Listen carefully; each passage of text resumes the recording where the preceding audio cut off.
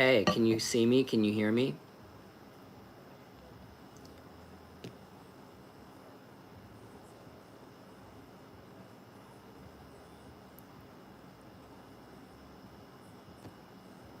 Hey, Jessica. Okay. So this is what I'm going to do. I'm going to end this call, and I'm going to tell everybody on Discord that I'm actually live on YouTube.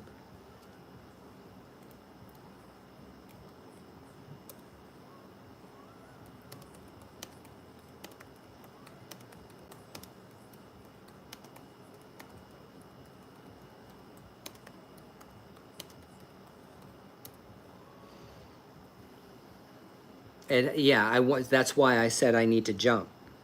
That's why I said I need to jump from Discord to YouTube, because I need to see whether or not it's my internet connection or if it's the app.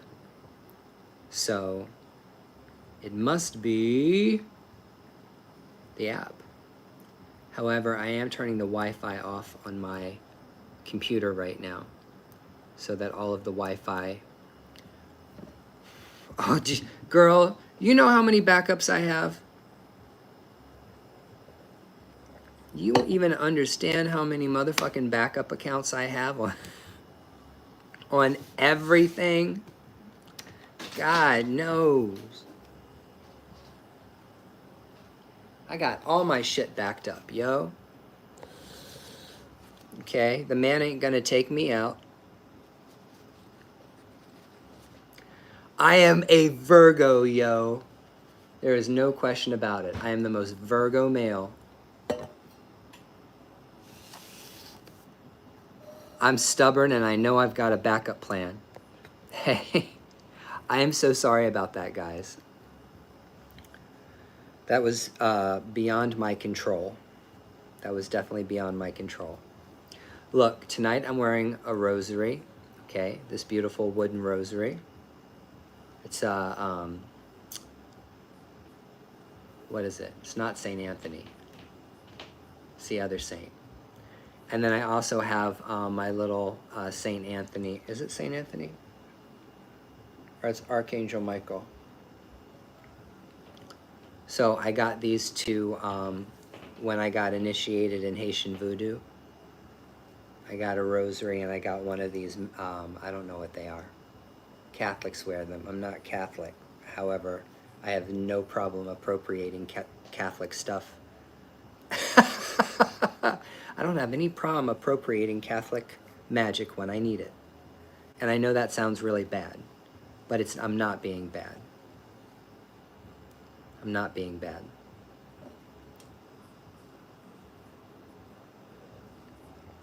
Let me slide my shoes on.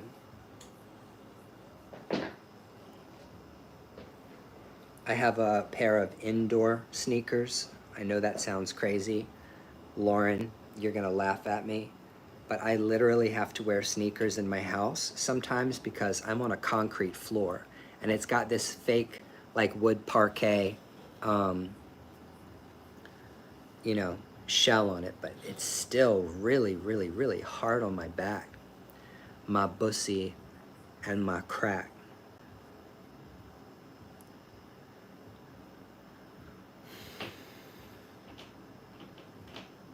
You have vacuum packs for clothing?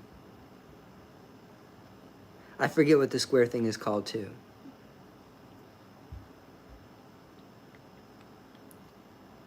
Your free will is abjugated by your preconceived ideological affinities. Okay. I have no idea what that's supposed to mean within the context of what I'm talking about right now. This is why I'm mad that I'm not on my private Discord. Because this. I'm a little mad right now.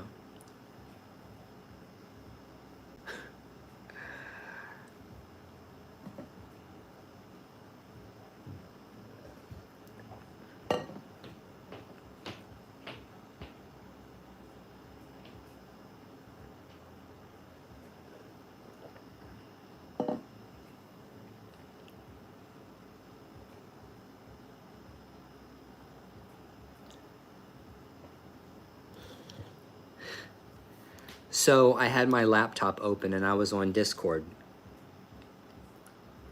And then when you guys said you couldn't see or hear me, I jumped over to my phone. But then you guys said you couldn't see or hear me either. So then I got back on my laptop.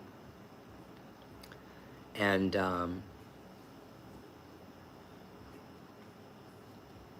you guys still couldn't see or hear me.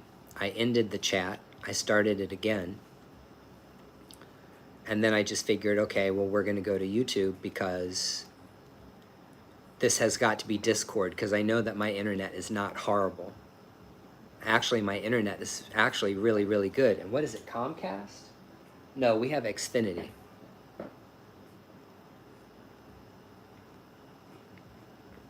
I have my Wi-Fi turned on. I have a full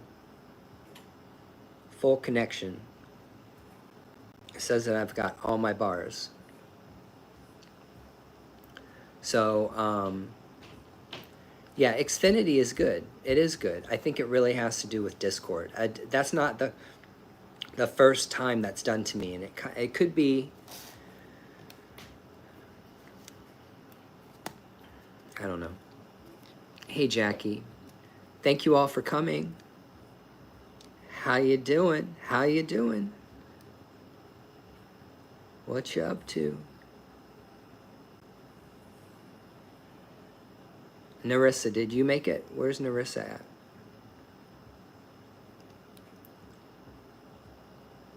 You guys make sure you give me a thumbs up.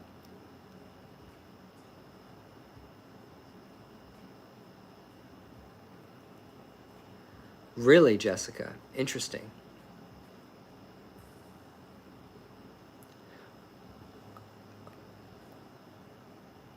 Oh.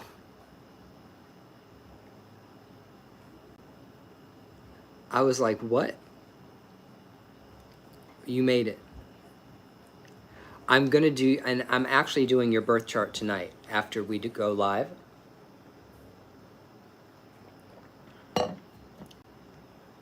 Yep. You are on my agenda.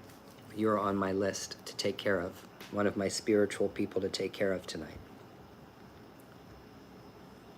We roll. So tonight I am wearing my little rosary and my little square thing. I don't know what it is. I prayed the rosary last night. I said my prayers to La Sanse.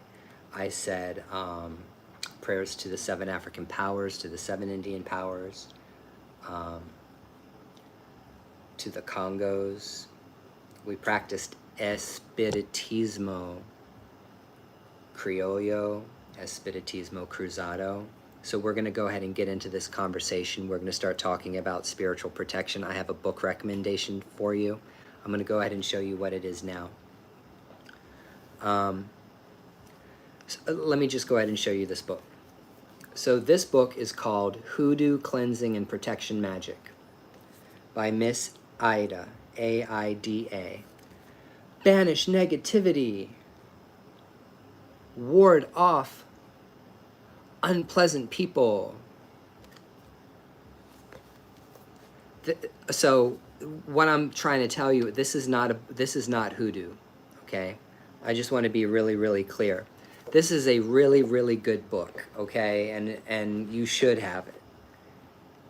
It's not a hoodoo book. It's not a book about hoodoo. This woman is Cuban. She's Latina, okay? And she is initiated in Santeria, Palo, and she calls herself a witch. That's not hoodoo. I said what I said. If you're going to be mad about it, be motherfucking mad about it. She practices Palo. She practices Espiritismo, Creolized Spiritism, or crossed or mixed Spiritism. So this book, even though it says hoodoo cleansing, it is not hoodoo cleansing. This is Hispanic. It is not black. This is not a book about African American slave magic. So in my opinion, you should buy it and you should read it, okay? Because it's not hoodoo. It's Palo, and she marketed it as a hoodoo book. I hope she never sees this video because I don't want the bitch coming for me. I shared a link in the Discord, in the premium chat, for this book. But this book is good. This book is very good. I'm not gonna lie. A lot of the superstitious, and I don't want to say superstitious, a lot of the superstitions around drawing negative energy are shit that I grew up with as a Jehovah's Witness, because my grandfather was Puerto Rican, my mom was Puerto Rican, and you know, my grandfather was Catholic before he was converted to the Jehovah's Witnesses. Jehovah's Witnesses are very, very, very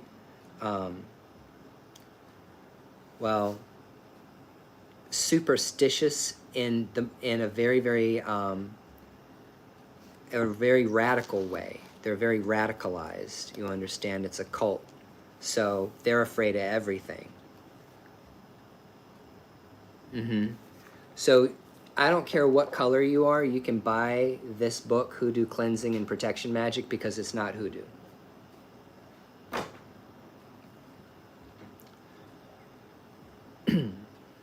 However, I do want to tell you something interesting about Hoodoo and Palo Mayombe. Hoodoo and Palo Mayombe come from the same place in Africa, in West Africa, and it's Congo. It's Congo. The people that came from Angola, okay, and more Central Africa rather than West Africa, such as Nigeria, Benin, Togo, and Ghana.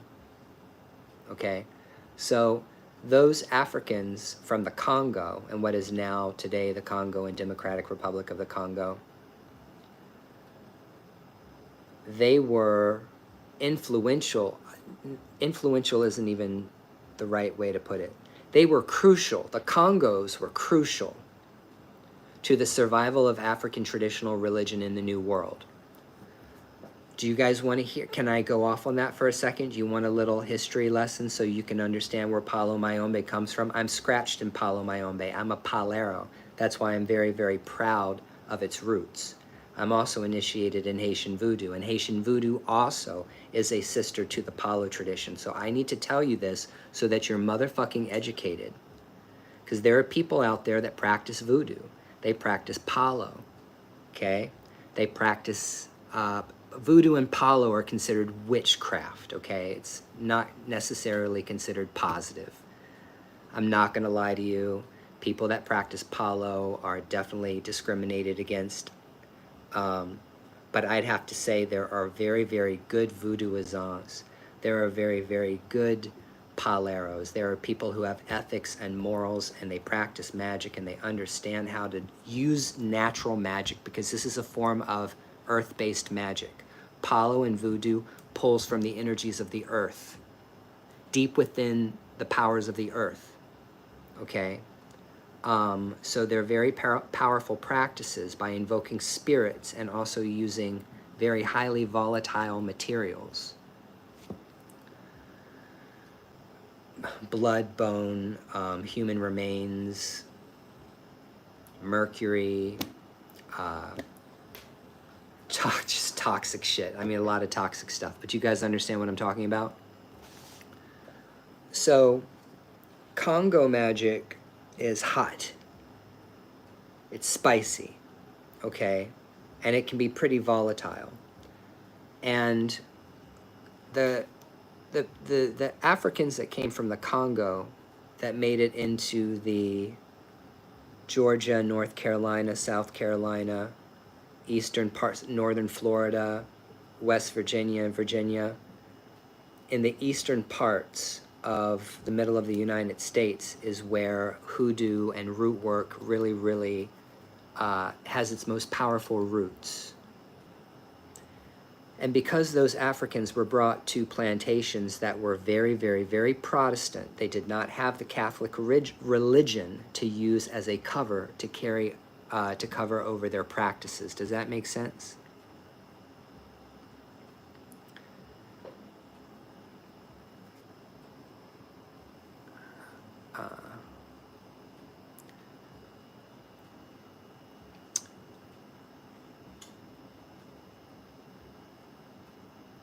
So voodoo is like a knife, okay? Anybody that practices voodoo is going to tell you this.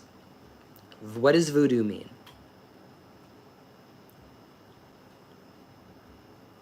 What does the word voodoo mean?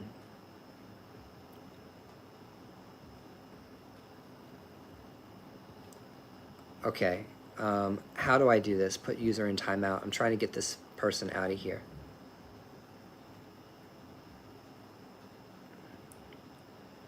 So, Crystal, next time somebody comes in and I want you to remove them, I'm going to say, Crystal, take that person out of here, okay?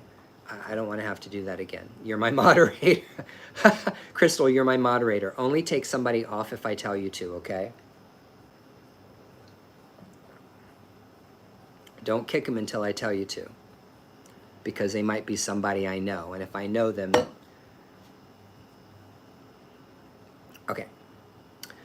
So what I was going to say is that because African Americans' ancestors ended up on plantations that were Methodist and Baptist and Protestant, they did not have Catholicism, the religion which is full of saints and angels and Mary worship and prayers. Crystal, kick this person, this Italian cherry person. Kick them out of the room. Right.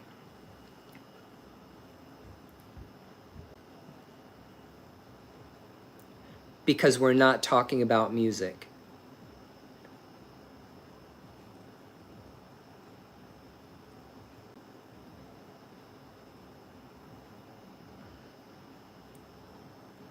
Okay. I don't know what changed about my app, but he's hidden. I don't know what that means.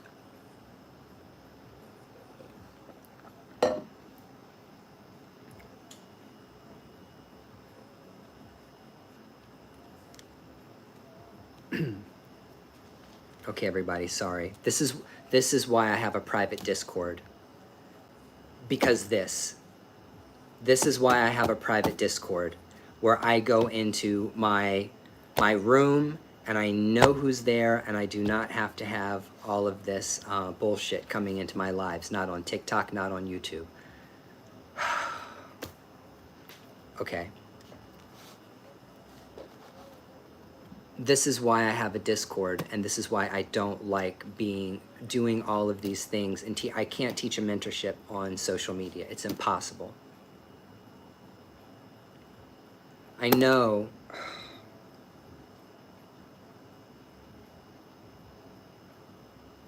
I'm not going to ask you guys to move again tonight.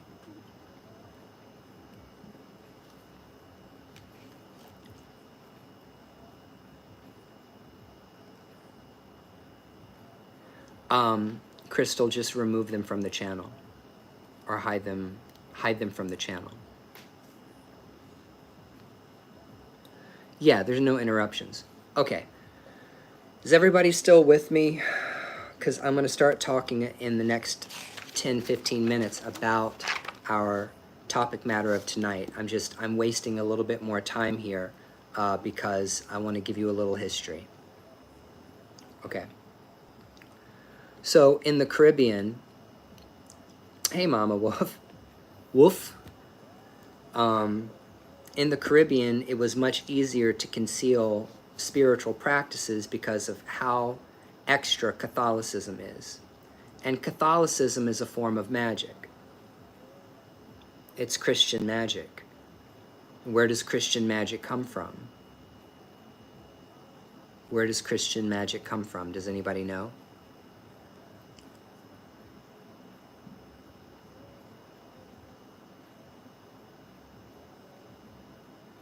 It comes from Egypt. Okay? So whenever you see a priest stand up in his frock and he goes over and he chants his magical incantations over top of the bread and the wine to magically transform them to blood and flesh. Oh, that's so gross. That is a magical act. That is a high magical act, and that priest is designated to do that by the Catholic Church.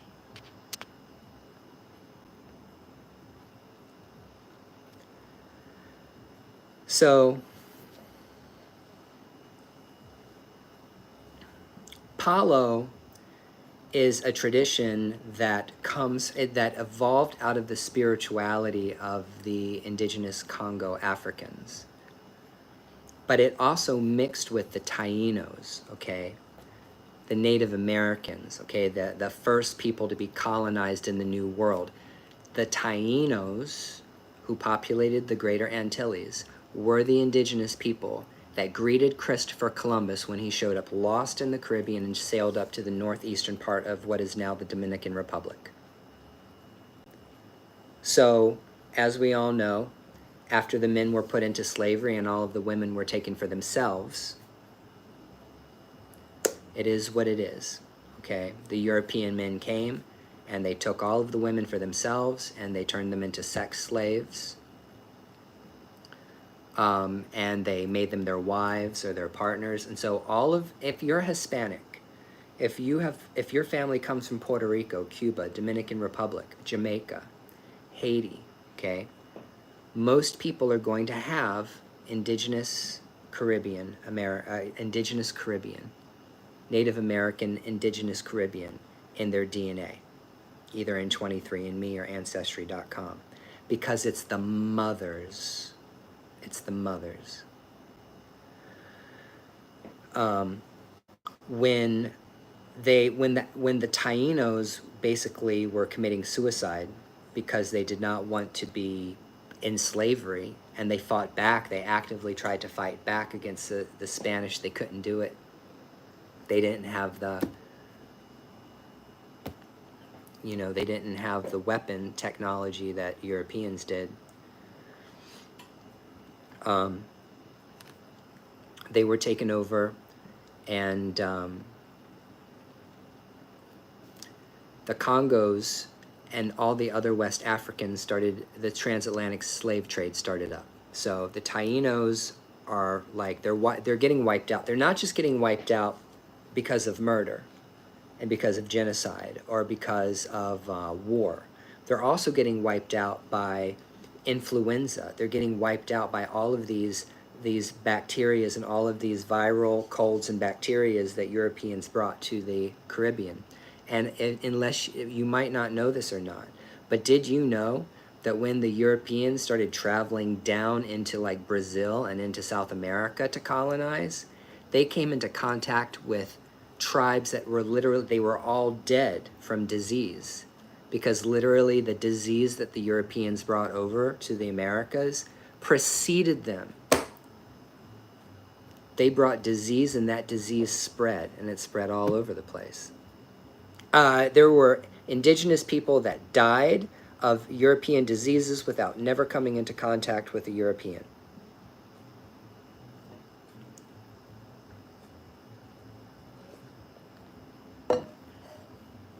Isn't that crazy? But a very large population of African slaves that were in the Congo were taken down into Cuba, Dominican Republic, and Haiti. Well, it wasn't. It was Hispaniola. Are you guys following me so far? Biological warfare, yes. Europeans have been practicing biological warfare for a very, very, very long time. It's scary. So the Congo, let's talk about the Congo real quick. And then I promise you I will get started on our protections, okay?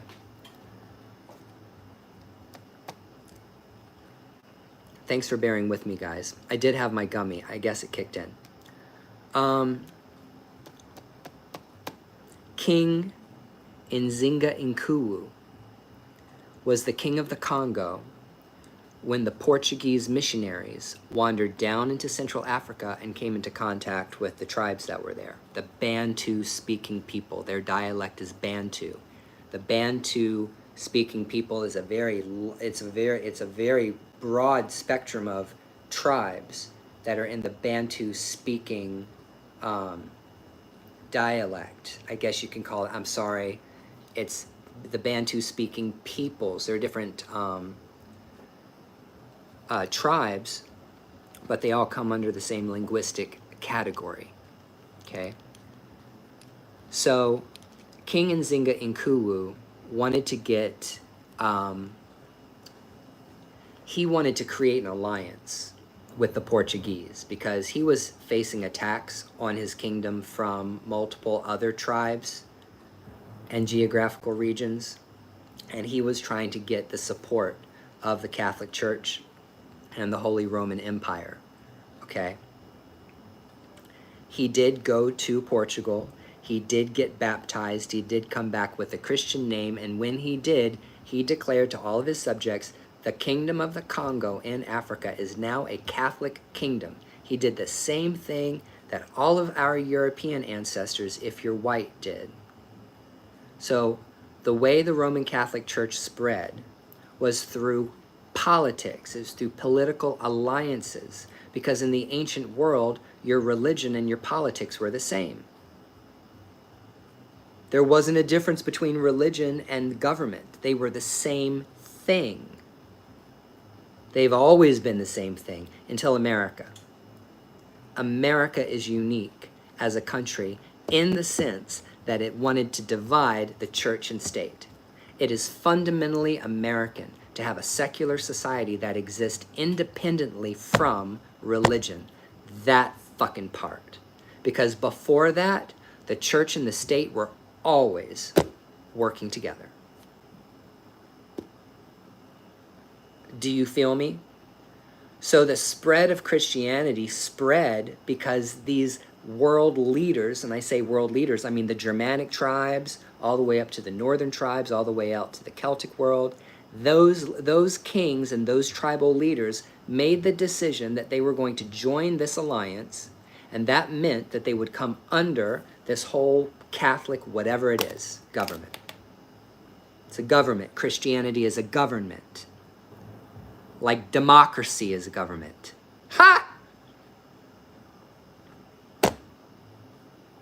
It's the same fucking thing. The concept is really easy. So Europe eventually became Christian because the leaders decided that they were going to be, this is how we're going to do things now. I guess we're going to create this, we're going to be part of this empire. That's what happened.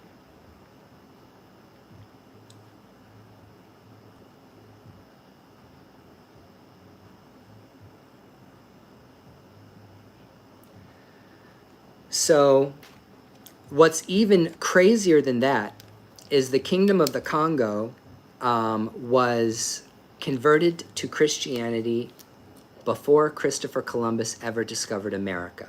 This is the most important part. This is what you need to understand about Palo Mayombe, Espiritismo Cruzado, Sanse, Haitian Voodoo, okay? There is a very strong Catholic component that runs side by side with indigenous practices in Voodoo and in Palo and in Hoodoo and root work.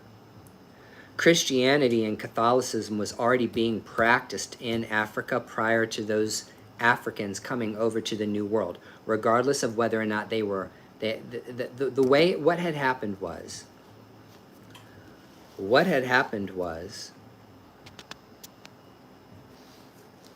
the Portuguese came down into the Congo and started bringing Bibles, rosaries, icons, saint statues. Saint Anthony was very popular. Congo started making their own crucifixes that were very unique to Congolese people, and I'll show you one.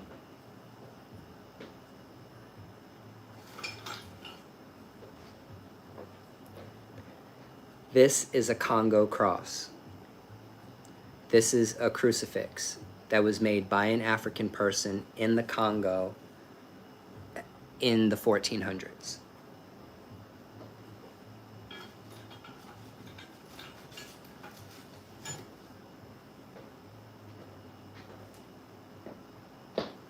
And that shit is powerful. You can feel it vibrate in your hand. It's old.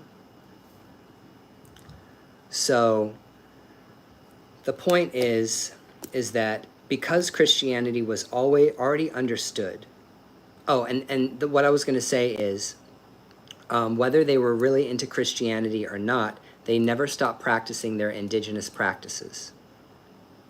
They never stopped practicing their indigenous practices. So they would go to church on Sunday. We're all Christians now, but they never stopped venerating their ancestors, and they never stopped working with spirits of nature. So there would be church, and then there would be indigenous spirituality. I posted videos of this on TikTok. You can see it. There's a movie. It's a short documentary film, and it's called The Priest and the Nganga. Ngangan, Nganga. The Nganga was the shaman. He was the medicine man, is the shaman of the Bantu Congos people. Okay? In Haiti, they call them Ungans. And in northern Haiti, they call them Gangans. So the Gangan, the Ungan, the Nganga, no E, just an N. Nganga. The Nganga, that concept survived the Middle Passage. So you see in Palo Mayombe, which is a really, I mean, it's really beautiful. Palo Mayombe as a practice is really fucking deep, and it's very, very powerful, and it's very, very dangerous, but it's like Haitian voodoo, and it's working with spirits of nature and spirits of the dead. It's working with ancestors, and it's pulling from all of these spiritual forces, both saintly, demonic, and ancestral. Okay? Okay? And you can see that very clearly because you see the mixture of both Christian Catholic elements alongside what would look like witchcraft, but might be like more like medicines, like sacrifice and cleanings. That paleros that know how to clean somebody off are powerful cleansings. So all of that. What is the point of what I was trying to say? The point of what I was saying is that book over there on hoodoo,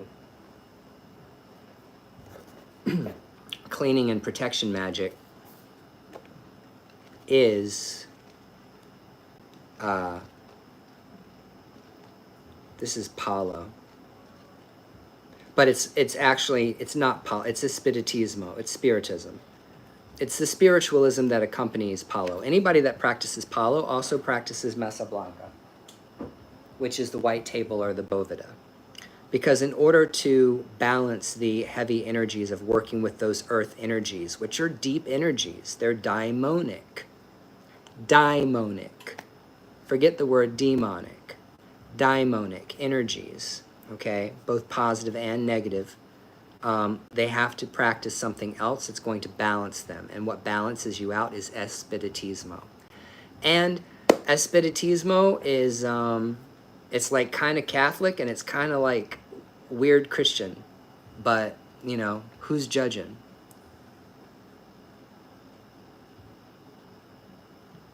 So, you know, doing the sign of the cross and saying the Hail Mary and being able to pray the rosary and all kinds of stuff like that is very important. It does bring spiritual protection, I'm not going to lie. You're tapping into a spiritual protection. That spiritual protection, that it runs very, very deep.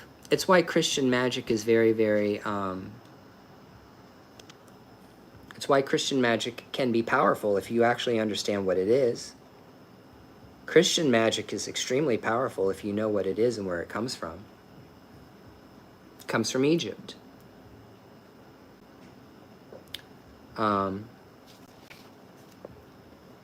That's where its roots are. In the Indo-European creation myth, sacrifice, which is definitely something that was spread across Europe and in Rome and everywhere Indo-Europeans migrated to across Western Europe, and then the Egyptian mysteries.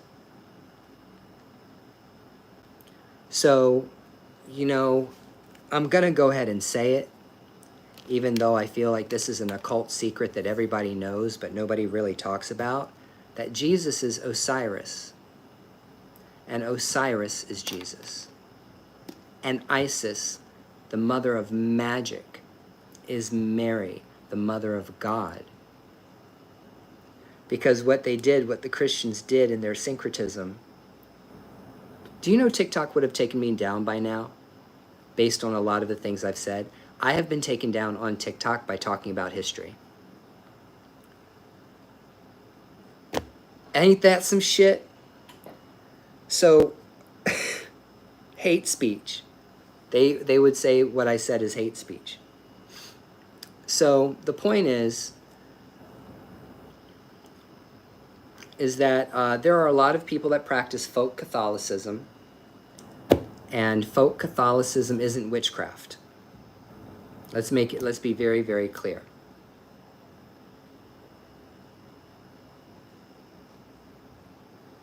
Yes, Yara, it is. I'm getting ready to go into a full discourse for the next hour about what this stuff is, what the negative stuff is, what the curses are, what the spirits are. I'm going to talk about where they exist, and talking about ways that you can start liberating yourself and freeing yourself from these energy. Negative energy isn't conscious. It's negative energy. Okay? There can be parasitic spirits that will attach themselves to people. I have seen them with my own eyes. Fucking slug spirits dripping off of somebody, like literally oozing off the person down onto the ground, and started migrating in my direction until I like rebuked it in the name of Jesus. Well, I didn't use the name of Jesus. In the name of Hecate. But the point is that, you know, these spiritual attacks can be physical. They're very physical. They have physical side effects. Spiritual attacks have physical consequences, because everything starts on the spiritual first and then manifests its way into reality, which is all of what is reality? Our shared experience, that we're all here, we're all communicating with one another, and we're all experiencing the same thing. Yara, I'm going to ask you to be quiet.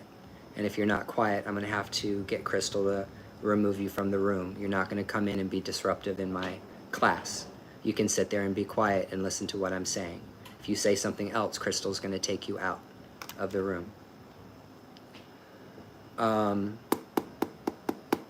So let's go ahead and start with this course. I'm going to splash a little bit of coffee into my cup. I'm going to put some sugar in it. I'm going to put some half and half in it.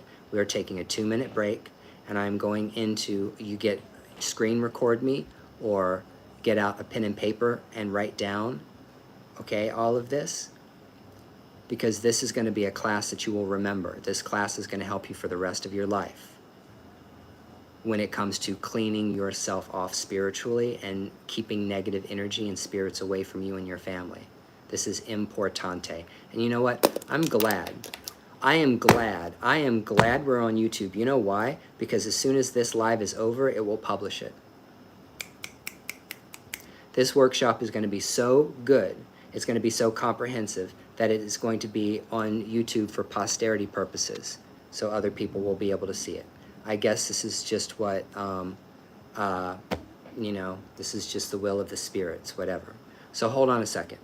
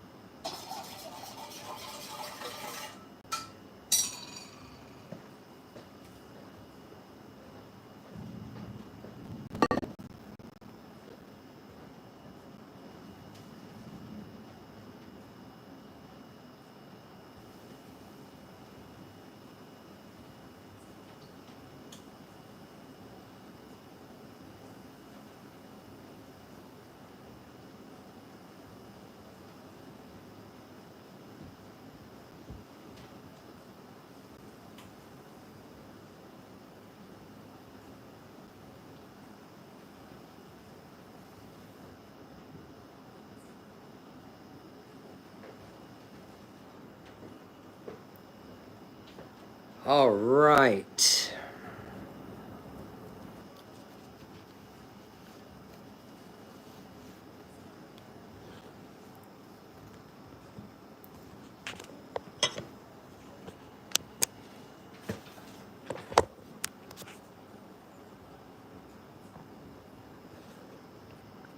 Sorry, guys.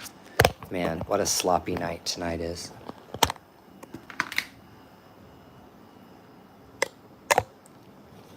I took the case off of my phone because I don't, it's warm. I had to turn the light down, so hopefully it will cool off.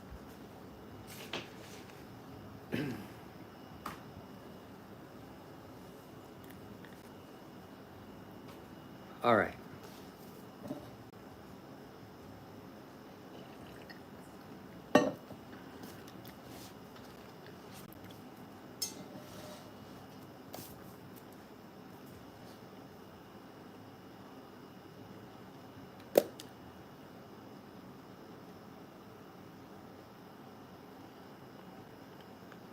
Okay.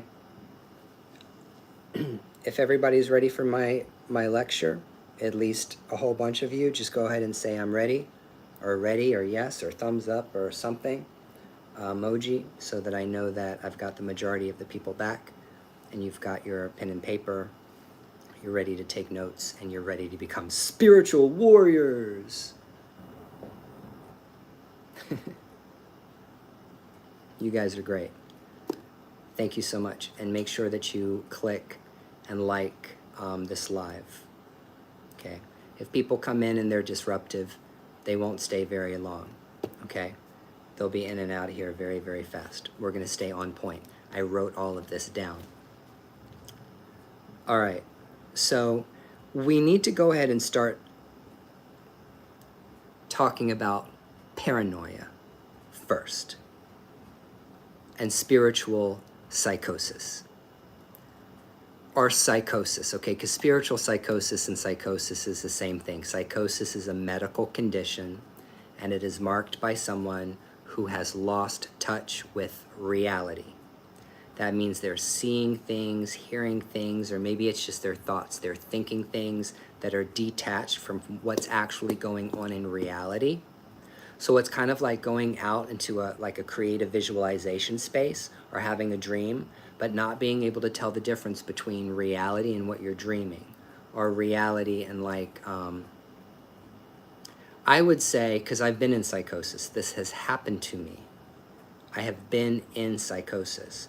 And it's like living in reality, but there's also another story, another narrative that's going on in your head, and it just, you can't tell the difference between the story that's going on in your head and what reality is. It's very easy for people who are on medications like bipolar medication to have a fuck up with their medication like I did and end up going into psychosis because of a medical issue.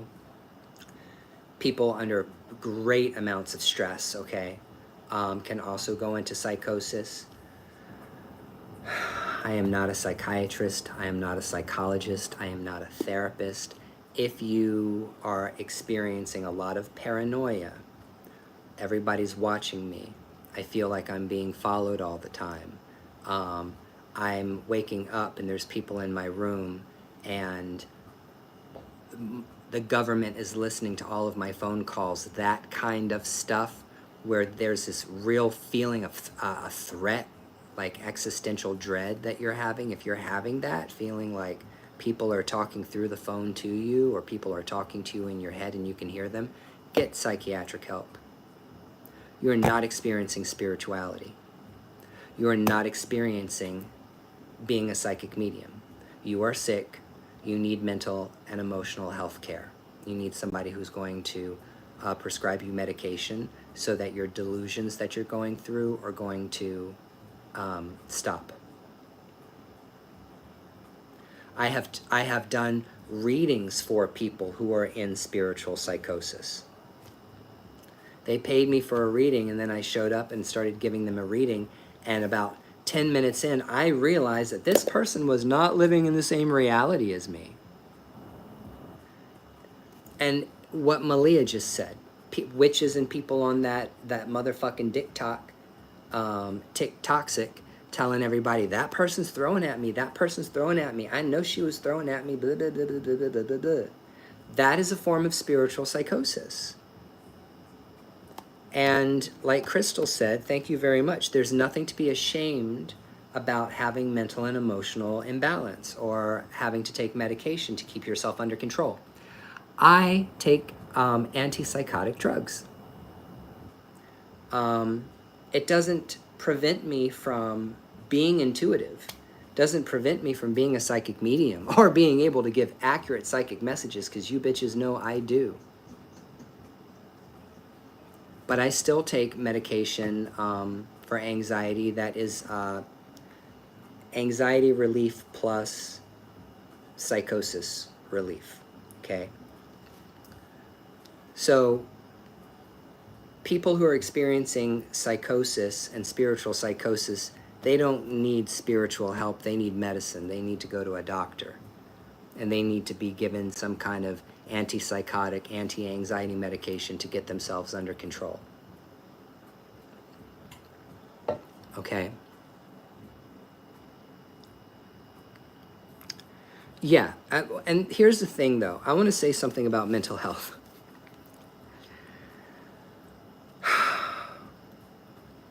For some reason, witchcraft and the occult and magic and voodoo and other forms of shamanic experiences, okay, more like ecstatic religious experiences, belong to people who are not necessarily sane, okay? So a lot of mentally ill people are attracted to witchcraft and magic, and I'm going to go ahead and say, I'm pretty much guessing maybe 8 out of the 11 people that are in this room have been diagnosed at some point in time with depression, anxiety, bipolar, PTSD, some form of trauma. Maybe it's ADHD, maybe it's neurodivergent, it doesn't matter. Okay, everybody has something that they're struggling with. So, for some reason, witchcraft and magic and the occult attract these types, okay? Now, is Wicca and witchcraft dangerous for someone who does have mental and behavioral health problems that has to take medication? Depends on what the energy you're invoking is. So Wicca, with its harm none philosophy and its focus on the great spirit, the god, the goddess, and nature, is very, very positive. It's very, very healing.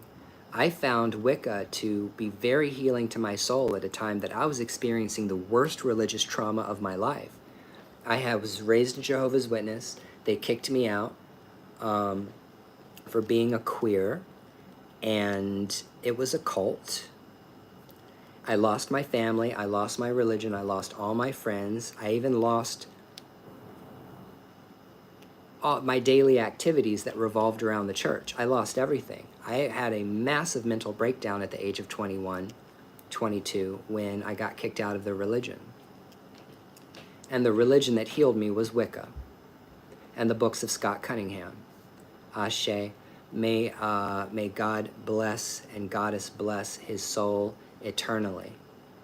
He is our spiritual ancestor, Scott Cunningham. Wicca was very empowering to me because it said, you don't need anybody to stand as a medium between you and God. You can experience God yourself. And you can experience the divine masculine and the divine feminine yourself. And you have the ability to say your prayers and cast your spells. Okay, because spell casting and spells is a type of prayer. Spell casting and casting spells is the witch's equivalent of Christian prayer and meditation. That's what spell casting is.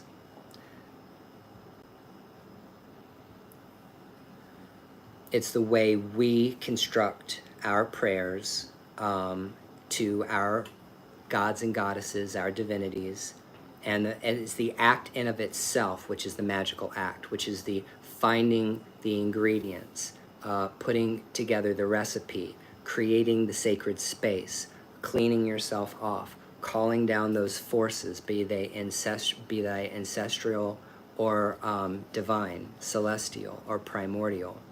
And then saying your prayers and your mantras and your chants and your mutterances, incantations, whatever you want to call it, singing your songs while sending that up. I love fire. I love practicing with fire. I love doing candle magic. I like doing fire cauldrons. I like doing cleansing in my kund. Okay, Hawan. So there are a lot of different ways to approach the divine.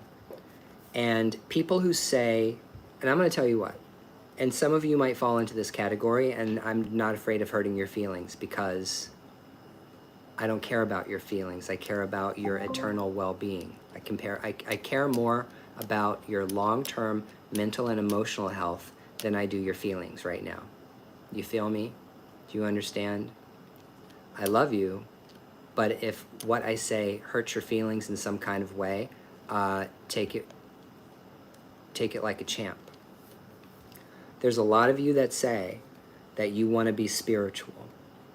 There's a lot of you that say that you want change, you want to be free. You want to be free from the bonds, and people have put curses on you and hexes and witchcraft, okay? But you prove that you don't want to be spiritual by not changing your circumstances and your behavior. For those of you who have said, I've been sick my whole life, and when I say sick, I mean spiritual sickness. I have this kind of thing where you feel like you've always been plagued. I'm going to tell you the truth. You have control over your life. You have control over your spirituality. You have control over your space. Those are called boundaries. So you can talk shit all day long about how you want to be spiritual and you want to do all these things, but unless you change your behavior and you change your environment, you're never going to be spiritual. You literally have to change your environment because you are not separate from your environment. If you live in garbage and trash surrounded by bacteria and disease, okay, and drugs and alcoholism, and you sit in a house that's surrounded with negative people dragging their negative ass spirits in and out of your house all day long, like there's a revolving door, to your house, bitch, you ain't ever gonna get clean. You are never gonna get clean. You're never gonna be free. You're never gonna be rid of these things as long as you don't create the boundaries first for what comes in and out of your life. And that's environmental.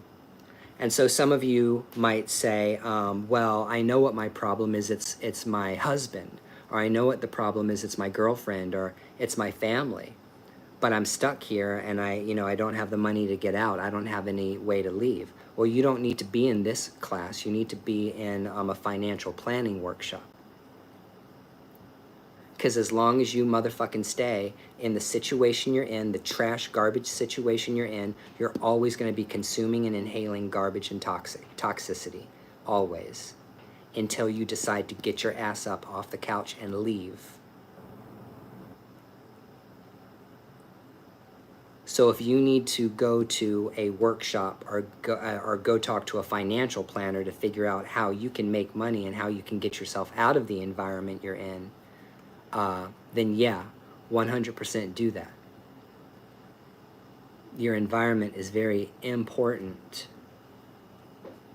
So you have to change your environment if you're going to break curses, if you're going to break hexes, if you're going to break jinxes, if you're going to be free of intergenerational curses. Intergenerational curses are like incest. They're like abuse and domestic violence, manipulation and mind control, cults, drug and alcohol and substance abuse that runs through families. These are ancestral curses. That's what curses are. Those are the curses that you inherit through the flesh, through DNA, and through socialization when you're a baby, when you're a child. Don't ever discredit nor ever, hey Zen baby, it's good to see you. Don't ever underestimate the power of your environment, ever, because you'll never win. Intensive Care Bear, right? I'm in Care Bear mode, okay? I am Mr. Care Bear tonight because I care about all of you. And I've been through some shit in my life, yo. I have been through some shit. I have been around some toxic ass people. And I can tell you right now, you're not separate from your environment. As long as you stay in the environment full of toxicity, you will never be well. And eventually it'll make you sick, and it could even make you die.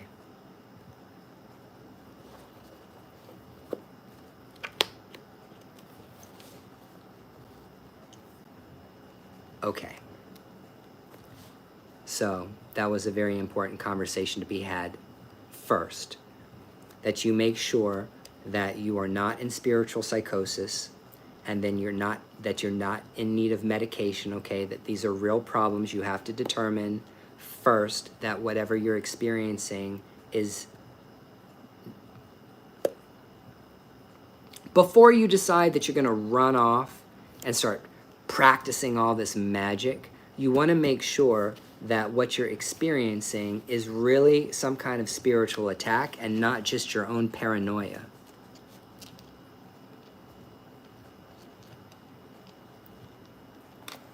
Like, even if some witch bitch on TikTok gets up and makes a video and says, Bro Ryan, you better watch your back, cracker. I'm gonna chop off a chicken head. I'm gonna go feed my spirits. I'm gonna send you magic and Okay, do that. I really think out of 100 people that would make that claim, 99 of them are too fucking lazy to do it.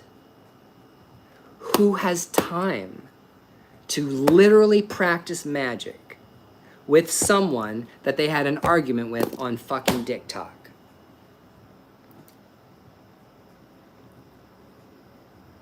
Who has the time for it? Really? You mean you got that much time in your day that you're gonna devote your time, money, and energy and effort trying to hex me, trying to curse me, trying to send me something? God, it must be exhausting. And with all the people that you get into a fight with, how can you even get out of bed in the morning?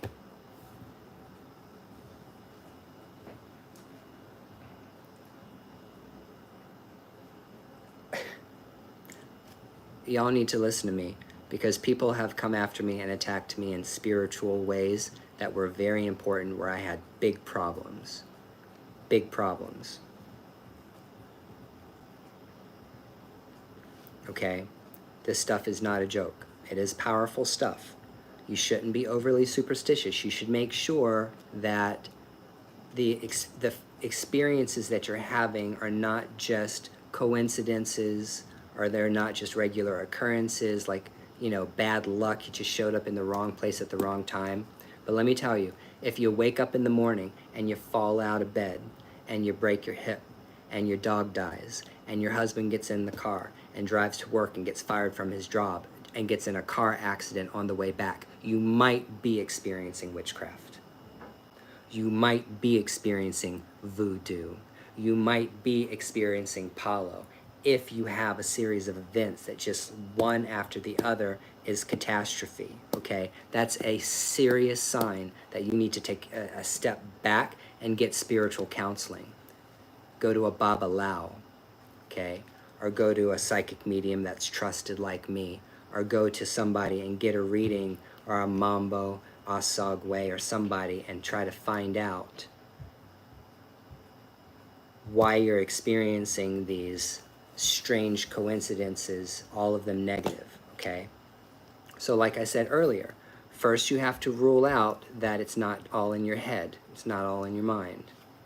And after you've determined this is not just something in my head, this is also not something about me putting myself in an environment that I don't belong in, this really feels like something else, then we can start investigating where that comes from.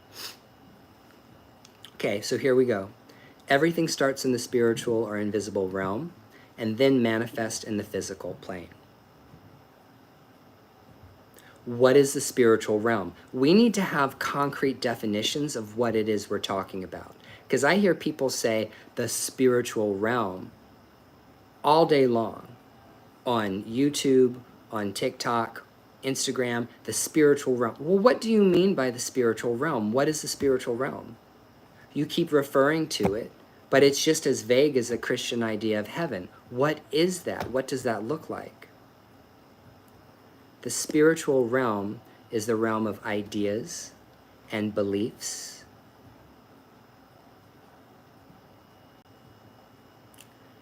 It's consciousness. And it's in the quantum field. We exist in the quantum field, okay?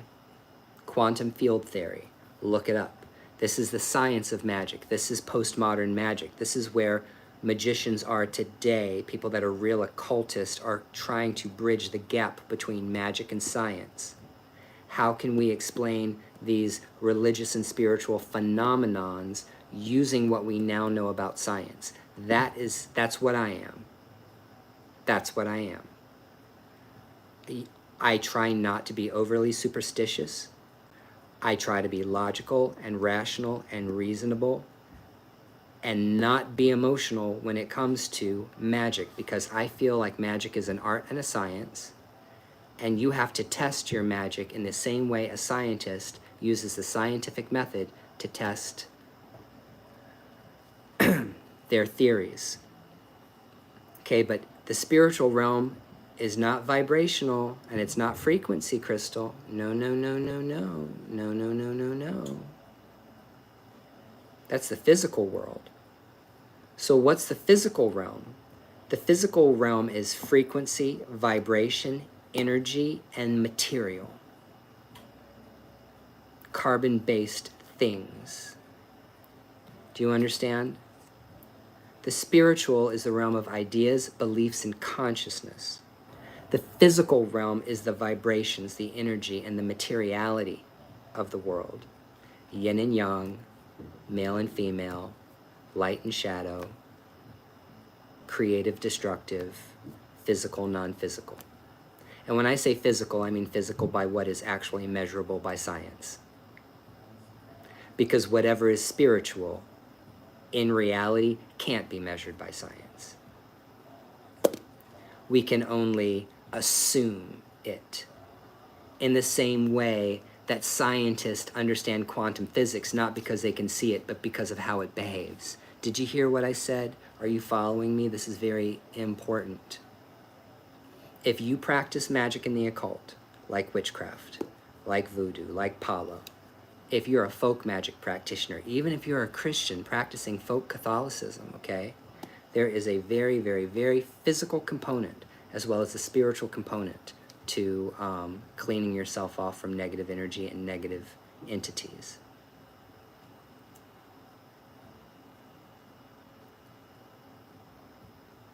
When someone sends you witchcraft, they have to use emotional, mental, and physical energy. And they have to create a vibration strong enough to cross the quantum field to be able to affect you in the physical. If me and Crystal got into a fight with one another, and she started talking about how she was going to hex me, and how she was going to curse me, and I clutches pearls, has some kind of visceral emotional response of fear, anxiety, I am allowing myself to create an energetic cord with that person. I'm allowing her to create an energetic cord with me, okay? And she does that first through my mind. Witchcraft affects your mind first before it affects anything else. That's the subtlest level, the mind, okay? But here's the thing about witches. Like I said before, the witch actually has to have enough strength or power, or they have to have it like that in the spiritual world where they can be strong enough to send you something that could damage you or something that can harm you. You understand?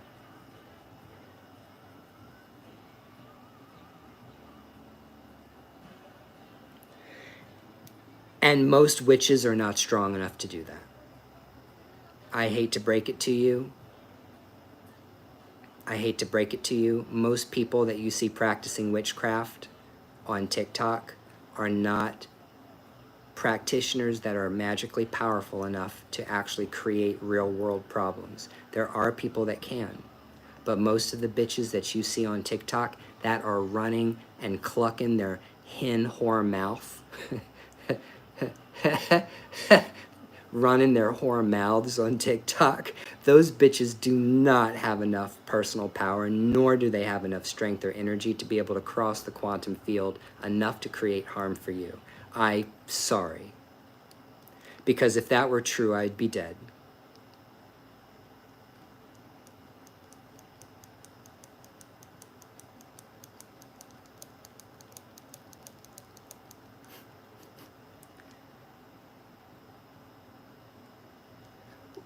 And if you're gonna fucking curse somebody, why would you tell them anyway? God, that's like Witchcraft 101. Don't let your enemy know it's coming.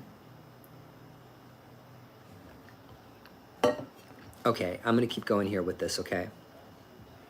Because we got a long way to go. I'm just getting warmed up. This is just the beginning of my notes.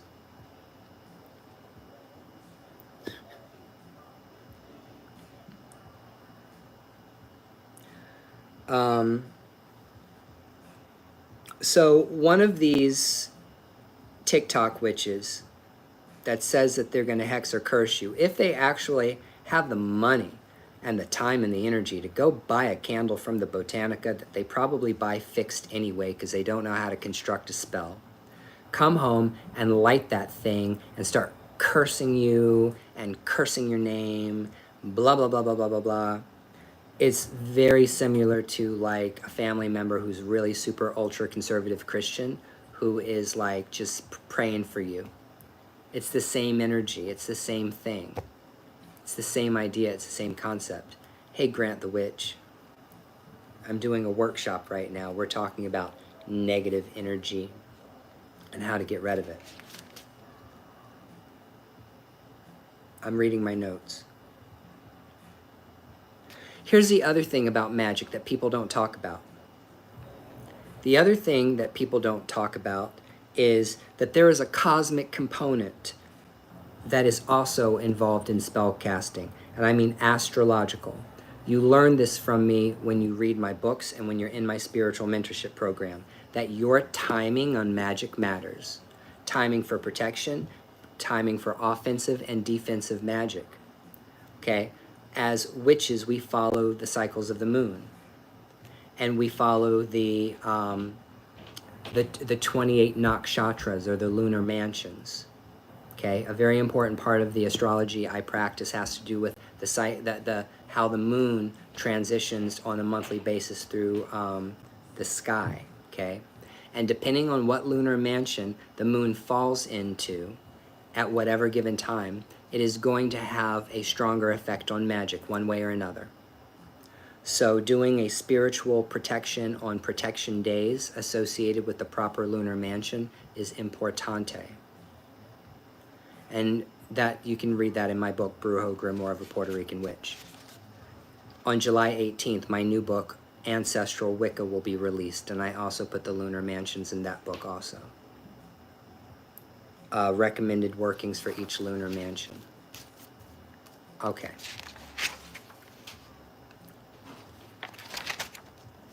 Okay. Let's talk about spiritual attacks. Is everybody still with me? You good? Let's talk about spiritual attacks.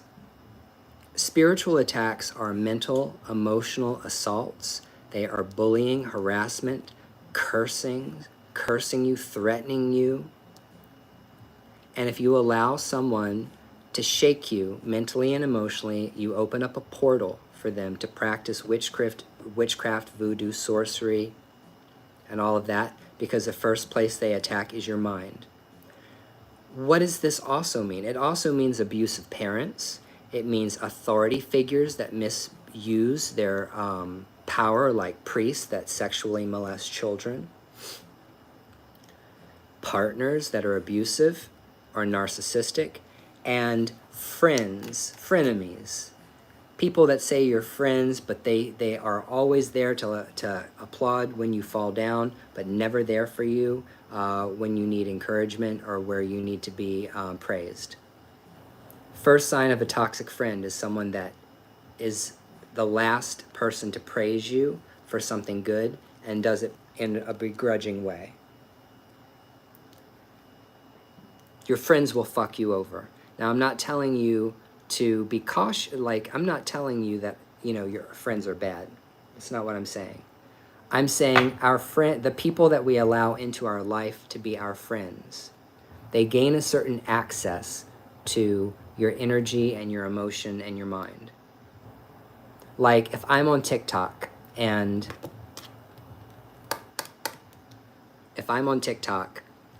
some random witch bitch comes at me telling me that she's going to do something to me, I'm going to say, fuck you.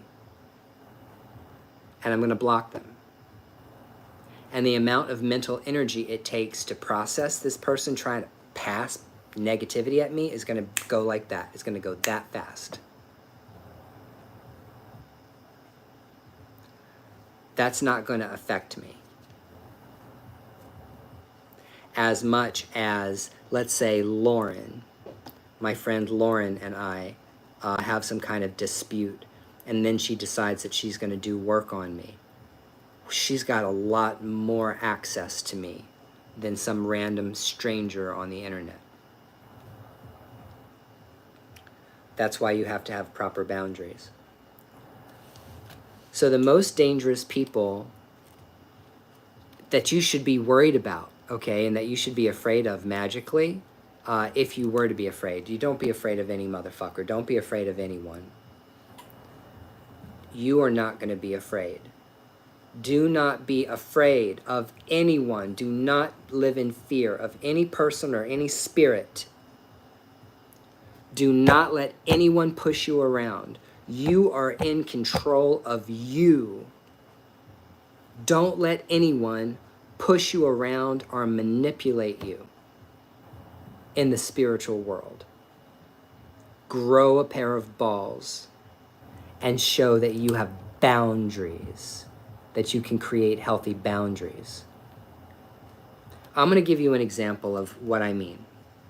And I made a TikTok about this, but I don't know if I put it on YouTube or not, so I'm going to go ahead and talk about it. And this has to do with women who are in manipulative and abusive relationships with men, where the man dominates them, where he makes her feel negative, he makes her feel bad about herself. He's abusive towards her, he's sexually abusive towards her. And he's got her all tangled up and mixed up emotionally with him. Okay, so she doesn't know whether or not she should love him or hate him. That's a problem most women run into, I think. I don't know if I should hate him or love him.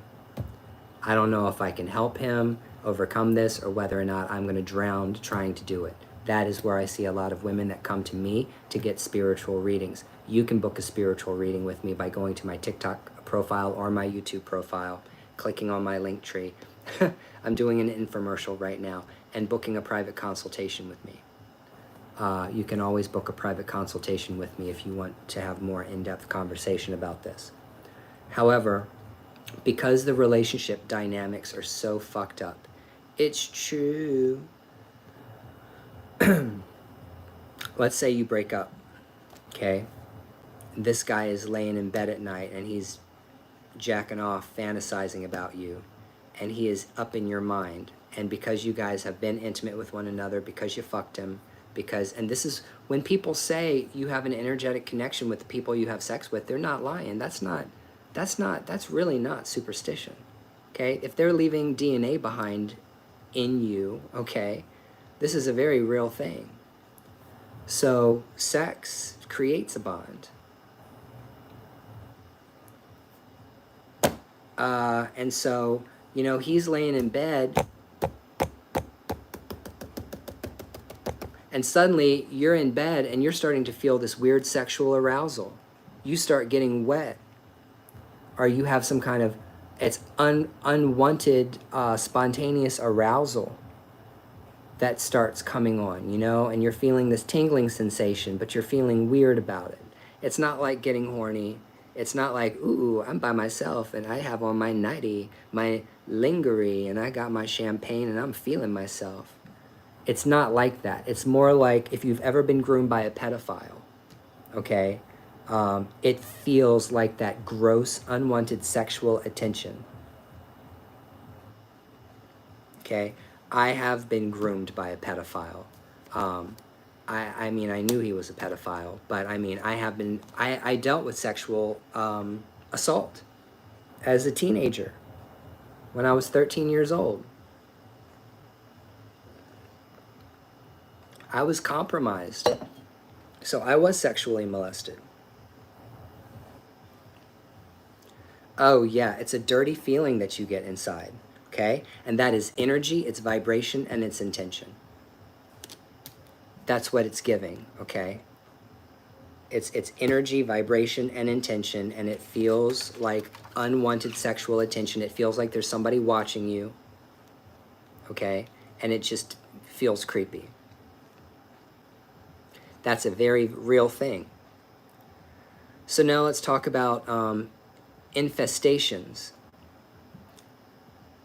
And I'm sorry if the language I use is triggering to some people. However, I don't see how I can like not talk about these things bluntly, and I can't talk about these things openly. I mean, who's going to say it? Who's going to say it? You know? So infestations, spiritual attacks, infestations, and clingy negative energy. It's like an infestation of bugs. It's like roaches. You have to clean and clean and clean, and you have to kill the nest, and you have to create traps and maintain your cleanliness.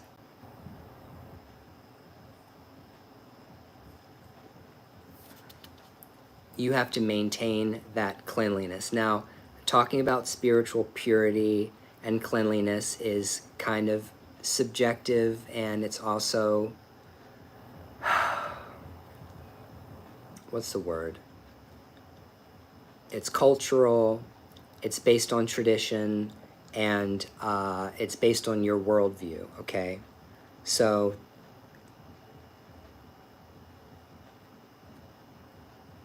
as an example, if you are Catholic and you're like really uber super Catholic and you believe that having sex before marriage is bad and evil, or having any sexual activity with anyone is bad or evil and you shouldn't do it, and that's going to open you up to attacks, then that's where you're at.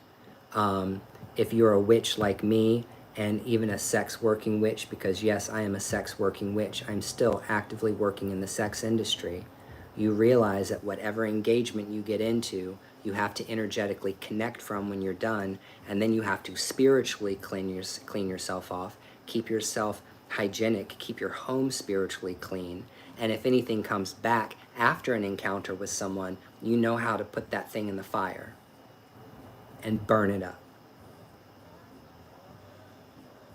Put that spirit in the fire and you burn it up. Some spirits are just programmed energy. What you might consider a spirit could be programmed energy. It's like a constructed energy thought form that's sent to you by a sorcerer. Okay?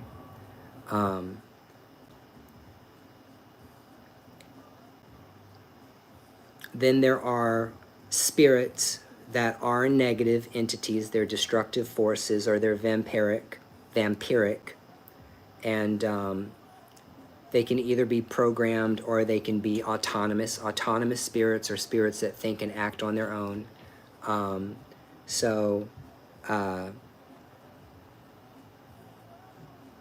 Spirits are energy consciousness. Okay. And an autonomous spiritual entity always wants a payoff. Okay, so it wants to cipher off of your energy. It wants to drain you. It wants your ashe. It wants your chi. It wants your prana. Okay, and you can a parasitic vampiric spirit is just going to attach itself to you, and it's going to start sucking, and it's going to start sucking, and unless you actively do something to change your field of vibration, raise your energy, clean the stuff off, and get rid of it, it's going to continue to come back like a parasite, because it's a parasite. Witches and voodooizants and paleros and people that practice any kind of physical witchcraft, there are different levels to this. Someone might do a direct blow, okay, which will send you whatever negativity they're trying to send you. They're gonna bust their load, and they're going to blow the whole load on that one spell. And that spell is supposed to be some kind of punch. It's supposed to punch you in some kind of way, which is what I think most witches think spell work is. I'm gonna blow my load on this spell, and it's gonna like hit, and that's gonna be it. No, that's not always a kind of spell. I'm not talking about, look, I know how to practice evil. I understand what evil is.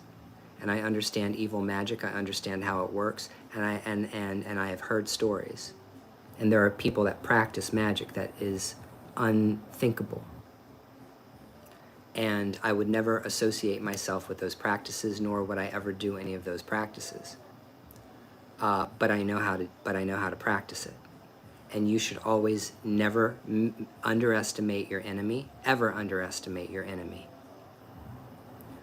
Because even a stupid witch can shoot a gun and a bullet can stray and it can always hit somebody. Do you feel me? Do you understand what I'm trying to say? That's what I'm trying to say about witchcraft. Witchcraft and voodoo is a knife. And it's either constructive or destructive depending on how someone wields it, okay? You can take a butcher knife and you can carve a turkey and feed your family, or you can murder somebody with it. And that's voodoo. That is witchcraft. The magic itself is benign. The magic itself is not benign. The magic itself is energy. And depending on how you're going to manipulate that energy is what kind of end result you're going to get. When somebody has a tooth or some of your dead skin, or guys, if you have sex with a woman and you have a condom, don't ever leave that bitch's house without taking that condom with you. Never tie that thing in a knot and throw it in her garbage can, because if she's a witch, you got big fucking problems. You take your semen and you put it in your pocket and you leave with it. Same thing for women and their tampons or any other personal items, okay?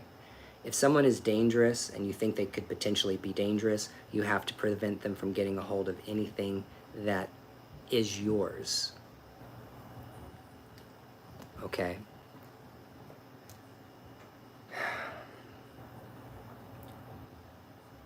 Because it's like, for a spirit, what that's basically doing is like telling a dog, smell this and go find it. Smell this and go find it. Search and attack, okay? Because spirits, low-level spirits are low-level entities that are not elevated, and that are only out to create chaos and destruction and cause bad luck and things like that. They're basically seek and destroy type spirits.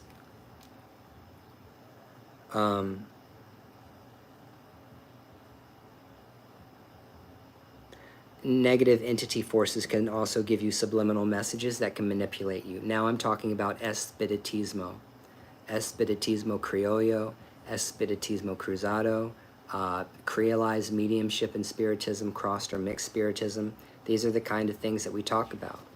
And in Palo and voodoo, these are the things. It's spiritism. That's what voodoo is. Voodoo means spirit. And a voodooizant is someone that practices spiritism. Someone that serves a spirit. So think about it in terms of spiritual bacteria. Think about it in terms of like a spiritual viral infection. When it comes to being ill and being sick and getting sick, if you go to the doctor and they're telling you nothing's wrong with you, but you are experiencing illness, you might have some kind of spiritual sickness that needs to be cured through other means. Okay?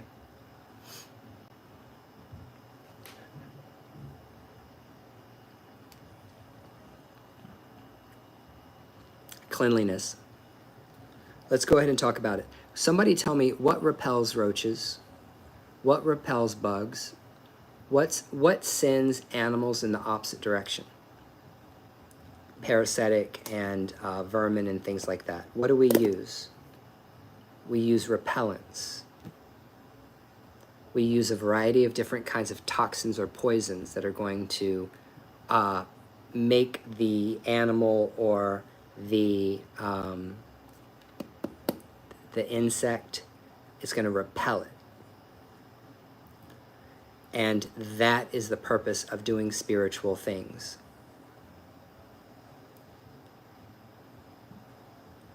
Whatever it is you use to get rid of, well, hold on, I'm sorry, let me be clear. I'm not telling you to use bug spray to get rid of spiritual entities. That's not what I meant. That's not the point. What I'm trying to say is, in order to repel bugs, you have to use some kind of bug spray, like off. If I'm going to go to, I have to be very, very clear. You're not going to get rid of a spirit by using off, okay? You need more than off to get rid of a spirit. But if you want to keep mosquitoes off your body, if you're like me and you like to get naked and go out walking in the woods, then you're going to spray yourself down with off or any other kind of repellent. You said camphor, citronella. So you have to do the same thing spiritually, because negative and low-level spirits don't like positivity. They don't like positive energy. They don't like spirituality. These are entities that exist solely for the purpose of causing misery, pain, and death, and illness, okay? Their delight is in suffering. They suffer, and they want to see other people suffer.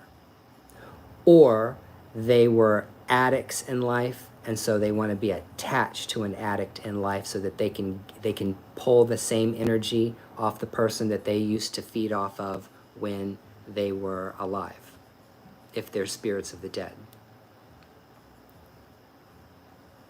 Low-level spirits cling onto the physical world. Yes, that's true. They cling. They stick. They stick to things. They stick to things. Ha! Yes, 100%. Neem.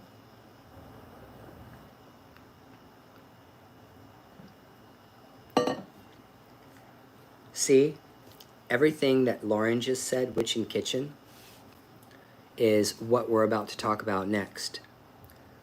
Let's go ahead and talk about cleanliness, piety, okay? Because it's very, very, very clear in Judaism, in the Old Testament, in Christianity, in the magical grimoires, in Egyptian religion, including indigenous spirituality like Ifa. Purification and cleansing and blocking negative forces are a major, major, major theme. That is what Ifa is. You go to Ifa, you get a consultation. If you feel like someone has thrown witchcraft at you, or you feel like there's some other kind of problem going on in your life that you can't find a mundane reason for, you go to the Babalao.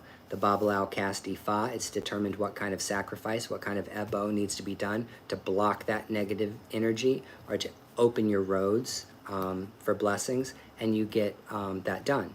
That's what it is. That's what the religion is. It's not, that's how it's practiced, which sounds simple. It's not simple, but that's the idea, okay? The reason why someone becomes initiated into one of these traditions, like voodoo, or initiated in Scratched and Palo, or maybe they get initiated in Santeria Lukumi, or Ifa, or they become an Orisha priest, or something like that, you come under the protection of the ancestors of that tradition, and you come under the protection of the spirits that you make pacts with when you become initiated. So the initiation process, at least in the ATRs and in the diaspora, is you are making deals, not with the devil. It's not the devil, okay? It's not that. you are making bonds. You're becoming part of a fraternity. You're becoming part of an extended family. You're becoming, you know, an extension of that group of people. So in some kind of way, you come under the protection of those people because you are members of that tradition. And there's a vested interest in the ancestors of the tradition protecting their children.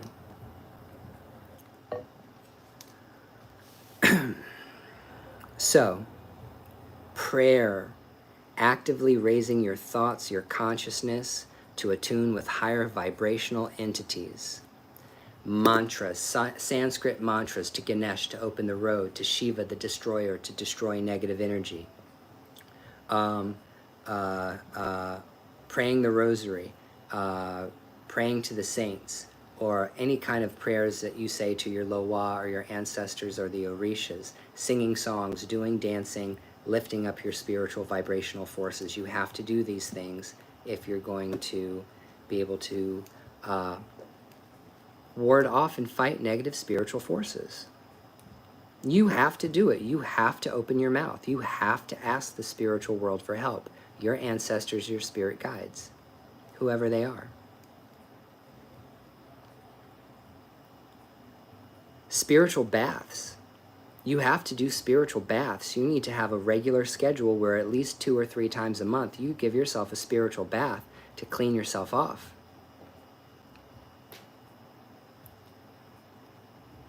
You need to drink herbal teas, okay, to protect your gut flora and to protect and tone your internal organs, okay? So you need herbal teas, you need plants, you need essential oils, you need to have essential oil, you need to have an arsenal of essential oils in your house. Every single one of you witch bitches out there should have at least 10 essential oils at your disposal that do all kinds of different things. Tea tree, eucalyptus, lavender, hyssop, hyssop, okay? I'm sorry. People in the South say, I've heard a lot of people in the South use hyssop, hyssop, basil, camphor, and then things like rose geranium is also awesome, ylang ylang, clove, oregano. Oregano is a very, very, very powerful herb for banishing negative energy. So you want to drink oregano tea. If you feel like someone's throwing witchcraft at you, you need to have some oregano. You need to put oregano essential oil on the bottoms of your feet and the palms of your hand, and you need to put it in your hands, around the head, across the chest, and down the body, okay? Did you guys see the video that I posted the other day where I was doing some healing protection magic and I made a cauldron fire? Cascarilla, egg powder, yes, coconuts. Coconuts also. So you put the essential oil in your hand, you put some on the back of your neck, you put some on the lower back, you rub your hands together, and you go across the crown of the head, make a cross across your chest, and then down your body, okay? And up your sides. So you want to get that essential oil all around you. Any herbs that kill bacteria, kill viral infections, ward off death, ward off disease, are used in spiritual warfare, such as garlic. Because if someone has the ability to send you an unclean spirit and you get physically sick, that spiritual attack can manifest as illness, as sickness in the material plane. So you literally have to fight that shit just like you would fight a cold or a fever or a viral infection. Because like I said, there's a physical component to this. Spiritual cleaning products, you know, make your own spiritual washes with indigo blue, with Florida water, cascarilla, some vodka, gin, or white rum. Spiritual washes. What Lauren said, that's an essential oil spritzer. You can put essential oils in spring water, put it in a spray bottle, and you can spray down your house. There is Palo Santo essential oil. There is cedar essential oil. There is pine essential oil. You can get all of these essential oils. And remember, everybody, essential oils are magical oils because they're plants, and plants are magical. This shit that Uncle Birch does, where he gets on TikTok and says that essential oils are not magical oils, fuck him. He doesn't know what he's talking about.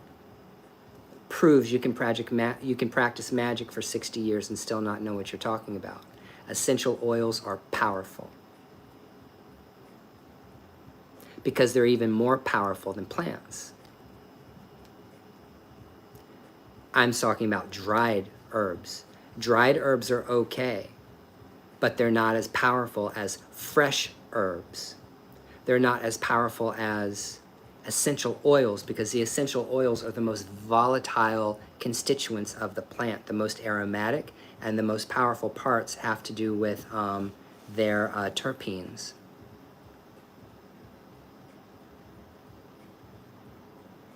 And here's the thing about Uncle Birch. I don't dislike him. I want you guys to know that. I do follow him on TikTok and he follows me. I don't dislike him. I just don't agree with him on some shit. I don't believe that the oils and things that they sell at the Botanicas, the garbage that they sell at Botanicas does anything. However, I think he might be thinking a magical oil is something that has been infused with herbs. I don't know, but it doesn't matter. Because you can take some coconut oil, you can take some olive oil, you can take some jojoba oil, and you can put whatever herbs, oregano, okay, tea tree, eucalyptus, make yourself a synergy. Okay, you can put dried herbs in oil. Of course you can. You can put fresh herbs in oil also. Okay, this is herbalism. This is magical and spiritual herbalism 101. Fresh plants and essential oils are always going to be more effective than dried herbs, period. And a spiritual bath is not taking dried herbs and putting them in a tea bag and putting them in your bathtub. That is not a spiritual bath. A spiritual bath has to be performed with fresh flowers, fresh fruits, fresh vegetables, fresh herbs, liquors, essential oils, milks, goat milk, hemp seed, coconut milk. Oat milk is my favorite. Hemp and oat seed milk is actually my favorite milks to use in spiritual baths. They're the most nourishing. Okay? So, cleanliness is important, and it's important in all religious traditions, including Wicca.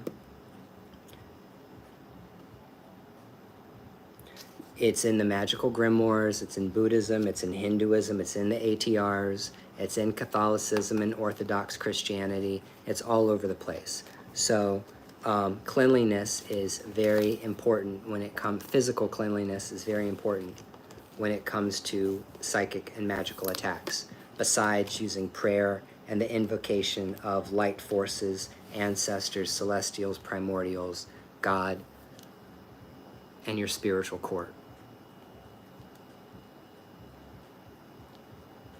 You can totally make a roll-on. And I was going to say, I really love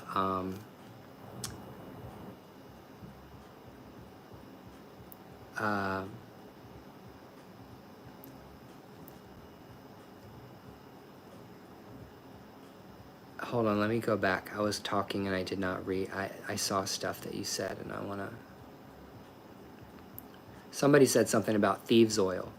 I love thieves' oil.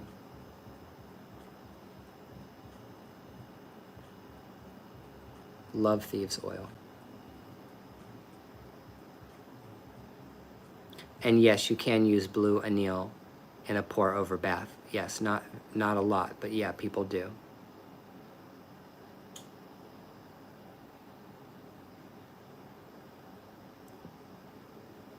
So,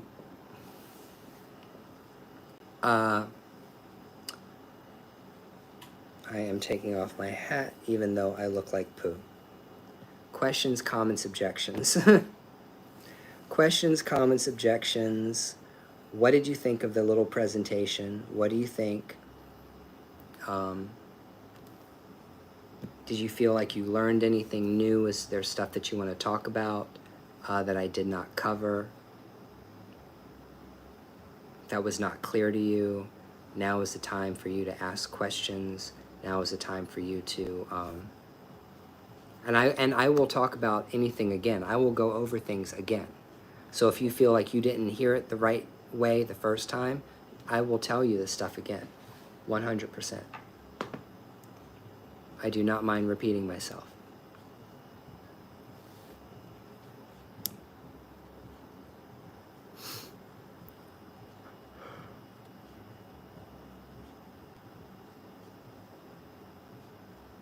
Oh, I love talking about this. I could talk about this shit all day. And I know that there's a lot of people that have written books about protection magic, but I think it hits different when you hear somebody who's actually talking about it. I've been hit with some really, really horrible stuff. And I was lucky enough to have spiritual practitioners around me that were qualified enough to take it off.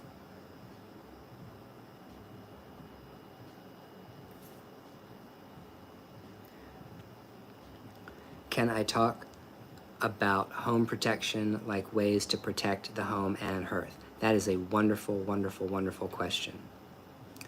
Well, the first thing you want to do to protect your home and hearth is you need to clean it from top to bottom.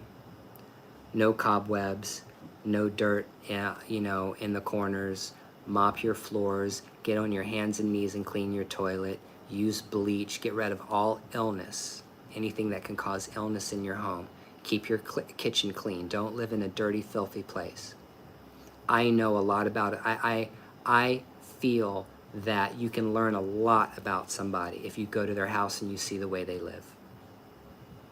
Even if somebody doesn't live in a nice neighborhood, if you walk into their apartment and they're living like slobs and they're living in garbage and they're surrounded by garbage and it's toxic in there and you feel like you're going to get sick just smelling, just being in the environment, that is somebody that is dirty. That is the kind of person that is wide open for spiritual attacks and all kinds of energetic forces that can attach to that dirt and filth. Physical cleanliness is a thing. Besides that, if you're a spiritual person, you want to have images and icons around your house that represent spirituality. Buddhas, you know, or crosses and crucifixes, or, you know, a Shiva lingam, crystals, you know, programmed crystals that are going to, you know, hold your intention to keep positive energy or to catch negative energy.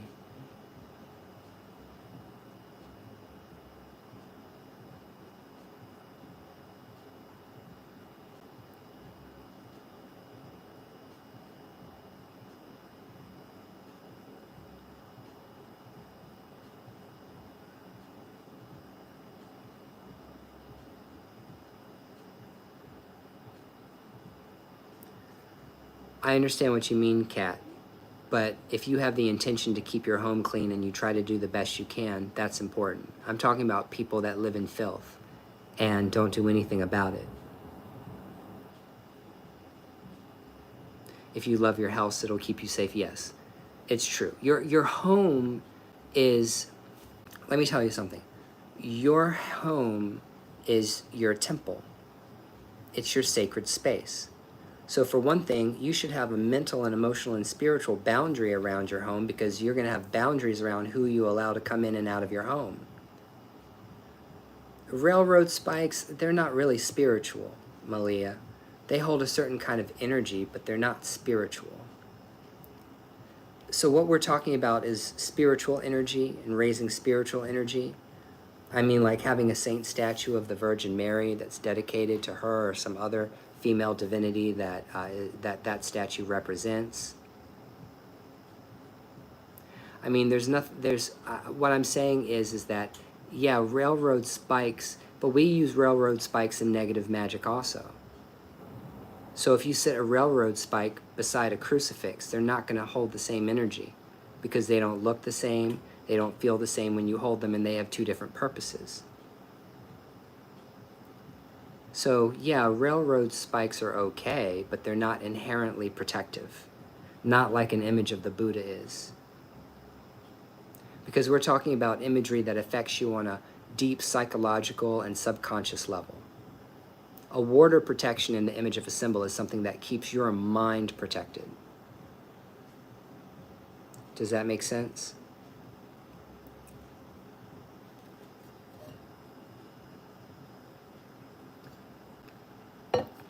Plants. Plants around your house.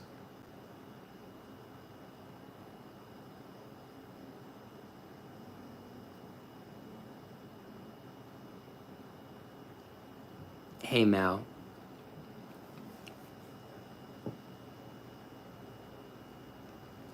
If you feel like someone has sent you bad energy your way, you don't have to wait to verify that. You can start cleaning yourself off immediately. Thank you so much for asking that question. That's a very, very good question. Let me say that one more time to Mal. If you feel some kind of way, inherently, just on an intuitive level, that someone is sending you negative energy, which is quite possible because that shit happens every single day, you don't have to wait to verify whether or not someone has sent something to you. Go ahead and start cleaning anyway. So what you would want to do is you want to take a series of spiritual baths. You'd want to clean your home. You would want to do active prayer, okay, praying for the protection of the entities that walk with you that are protective. You want to brighten it up in your home, you know, make sure you get lots of fresh air and sunlight. And then you want to play spiritual music. You want to keep the vibration and the energy of your home high so that anything that's negative isn't going to want to stay. That's the point. Also, fumigation. Fumigating your home. That's called smudging, okay? And you can use the word smudge because it's an English word. The word smudge is not a Native American word. At no time, at any point in time, ever in indigenous history, than any indigenous American ever used the word smudge. Witches, white witches from Europe, who came to the Americas and saw Native Americans fumigating or smoke cleaning, whatever, or calling spirits with smoke, we said they were smudging. We did, white witches did. Okay, cunning folk. The cunning folk. The folk magic practitioners, the Christian folk magic practitioners that practice the healing arts in Europe that came over to the United States. This includes the Pennsylvania Dutch and powwow, okay, baroque, which is a form of magic that comes from Germany. It's German folk magic. We use the term smudge. So I just want to clarify that for all the motherfuckers out there that want to say, oh, you can't use the word smudge. No, that's an English word.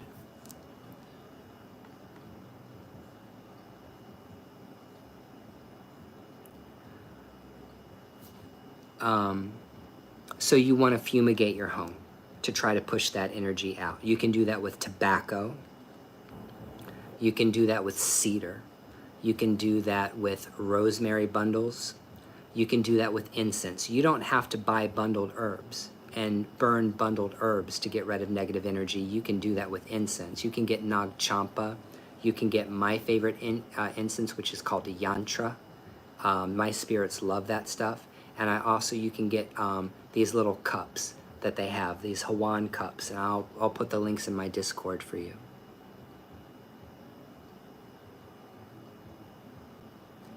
Hey, Kylie.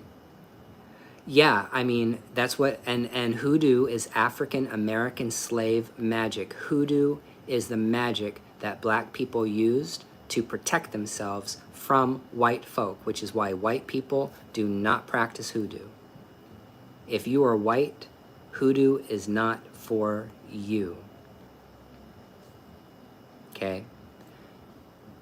People will talk about the hoodoo and voodoo that comes out of New Orleans, but it is still African derived, and it is still magic that was practiced by people who were disempowered, disenfranchised, and in slavery. Okay?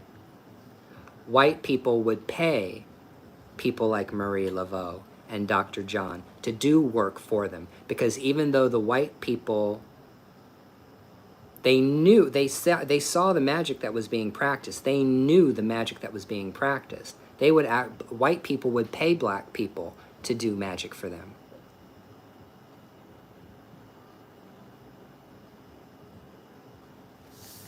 You know, it's kind of funny. And here's the other thing. You know how so for a very long time, they didn't accept people who are white or of mixed ethnicity in Palo. For a very long time, you had to be African or you had to be black to be in Palo Mayombe or some of the other Palos. That opened up at a point in time in which there was an understanding that there were white people who wanted to be initiated and wanted to have godparents and wanted to study magic and spirituality, and then there were fraternities that opened their doors to people of mixed race and even people who are white, and that is how Palo Mayombe became a practice that was initiation based, not based on ethnicity, but based on initiation. That happened 100 years ago.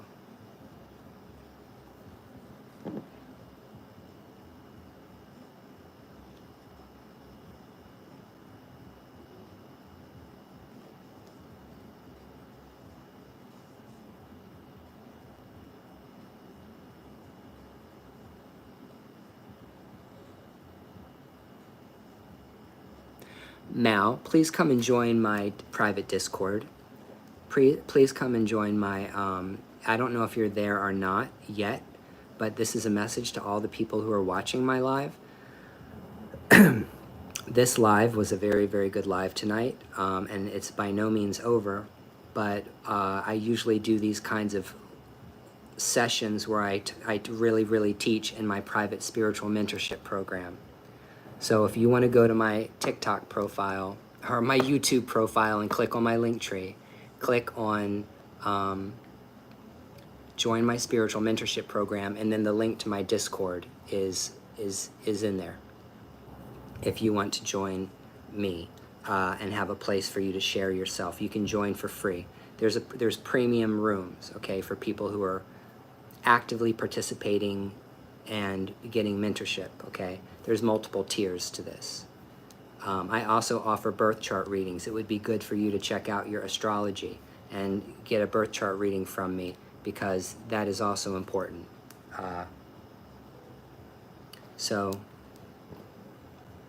But yeah, dreams, you know, dreams are very important in the spiritual shamanic sense, because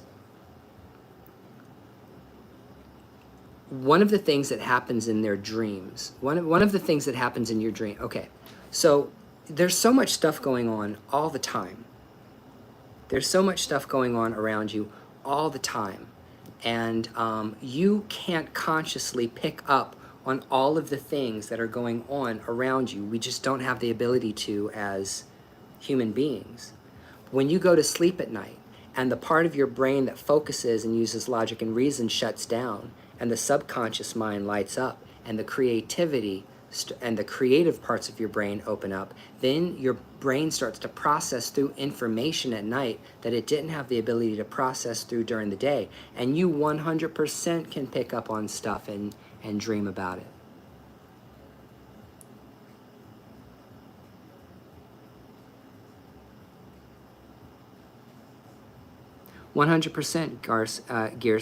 Gearson.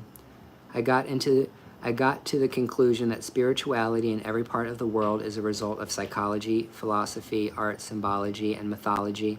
100%, but there's another component to it. It's the human spirit. The human spirit. Why? Why? Why God? Why a God? Why any God? Why a purpose? Why a destiny? Why do we feel some kind of way about the future? Why do we feel some kind of way that we think we should be here? Why are we here? What's the meaning in it? You know, different cultures and different religions have struggled to explain this. And there are many different religions that will explain it to you in different ways. Christianity has its explanation. Ifa has an explanation. Hinduism has an explanation. Buddhism has an explanation.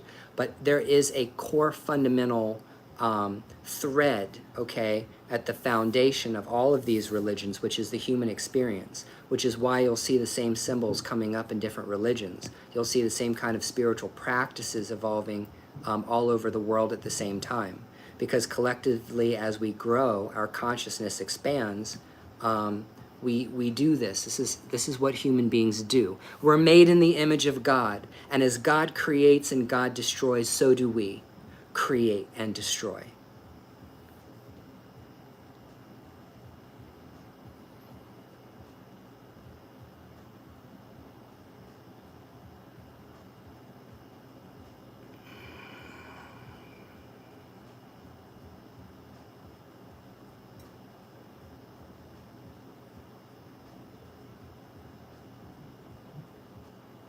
Yes, Mal, well, that could just be you, okay? It just could be a negative dream. I don't necessarily think that having a nightmare or having a dream or waking up frozen or dealing with some kind of, let's say you have a sleep paralysis that hits you. That any one thing by itself suggests that you are being the target of malicious spiritual forces. I need to be very, very clear. Nobody needs to jump to the conclusion that they are under spiritual attack. Don't ever jump to the conclusion that someone is throwing something at you just because you have a bad day or because there's some kind of accident. You should always be very, very, very cautious around superstition, okay? Because that can lead to spiritual psychosis. It can lead to anxiety. It can lead to unnecessary fear, irrational fears. I have got to fart, y'all. I am not going to do it on camera. I'm going to squeeze my ass cheeks and run, and run to the bathroom if I really have to. That's what you get for eating, that's what I get for eating my curry tuna salad. Hold on a second.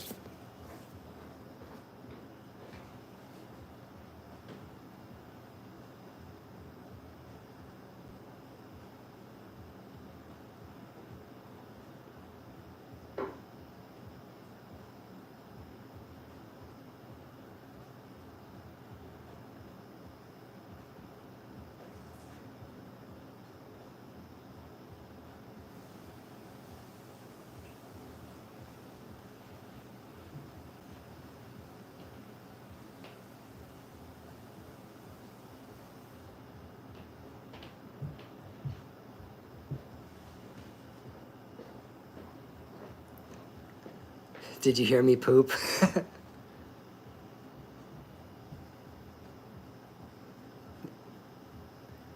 Did you hear me fart? I don't care. I had to use a dude wipe after. I still had to wipe my ass.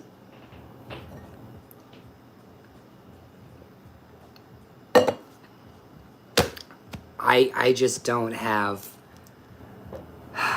I'm not shy. This is why I can't go live on TikTok. Dick talk.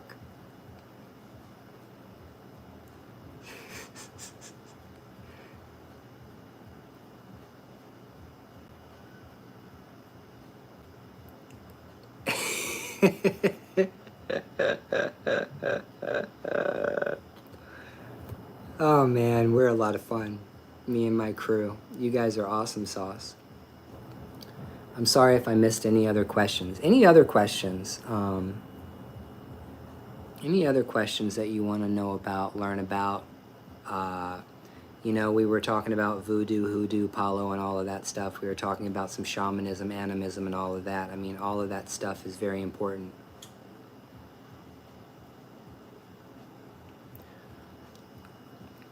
How do you know if a dream is spirit related then?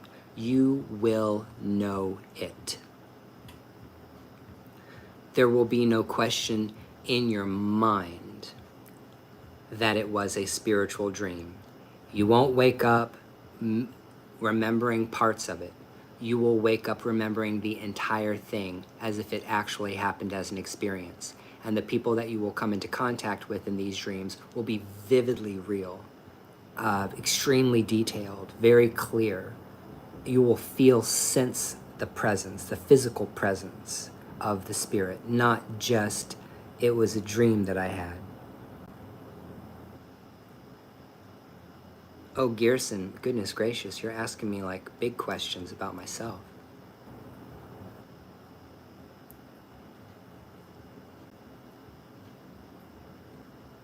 Ashe, Aburo Buye Bushe She. I'm so glad. Yeah. How did I start my spiritual journey? Do you guys, I'll tell you the brief version, the short version. Hey, hey, hey, what's happening? Good to see ya.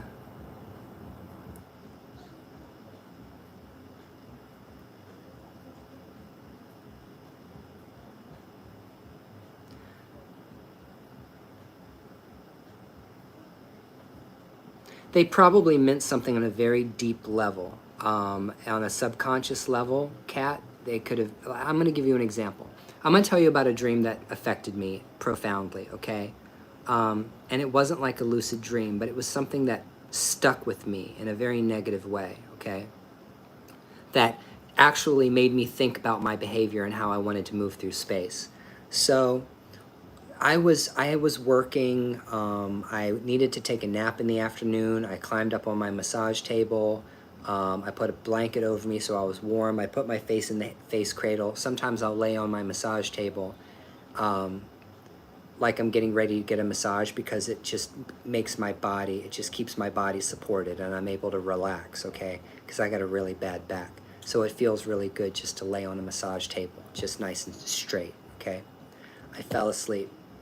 And in the dream, I dreamed that I was like an energy consciousness, a spirit. I dreamed that I was a spirit. I did not have a physical body, because I was like in the woods or the forest, and I was looking around and I saw everything that was in the forest. However, when I looked down or around, I couldn't see me. I couldn't see myself from a third person or a first person or anything. So I remember like going through the forest, like it was almost like I was propelling myself, flying through the forest, okay, almost like an orb. And I came up onto a group of people in the forest, like they were standing around in a circle. And I kind of like hovered closer and closer and closer to a person. And I got really close to the person. I felt their energy, and then they like swatted at me, like you would swat at a bee, or like you would swat at a bug. And I flew backwards like that, and then they took off. And then I had this desperate feeling of sadness. I went into this, I was frightened because I said, oh my God, nobody can see me. Nobody can see me. They can't hear me. They don't understand me. They don't know what I'm thinking. I'm not here. I was a discarnate spirit, a wandering spirit, an earthbound spirit. And I think that's a past life memory from when I was an earthbound spirit. Previous life, previous incarnation. Yikes. Zen, no, for real. It was so sad. I felt so sad. It was a terrible feeling inside to know that you're there, but nobody knows that you're there. No one can hear you. No one can see you. It was very, very, I would say that was bad. Having the feeling of not being a body but being conscious was a negative experience. There's a movie that has the same concept, and it's about a person that dies and becomes a ghost, and nobody can see them until he finds another ghost. Do you know what I'm talking about? I'm going to find that motherfucking movie, and I'm going to put the link in Discord for y'all.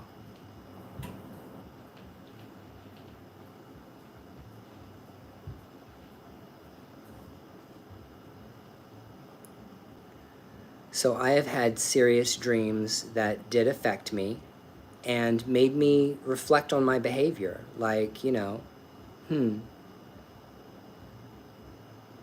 how am I living my life? Am I living, when I die and I go before the judge, okay? When I go before the judge to give an accounting for my life, I'm going to have to explain. We're all going to have to give an accounting for our life, okay? I'm sorry, but I do believe that hell exists. I do believe in hells. I don't believe in one hell, the Christian hell. There are a lot of different kinds of hells. There are a lot of different places you can go after you die. We don't all go to the same place after we die. That's a joke. Not everybody ends up in the same place.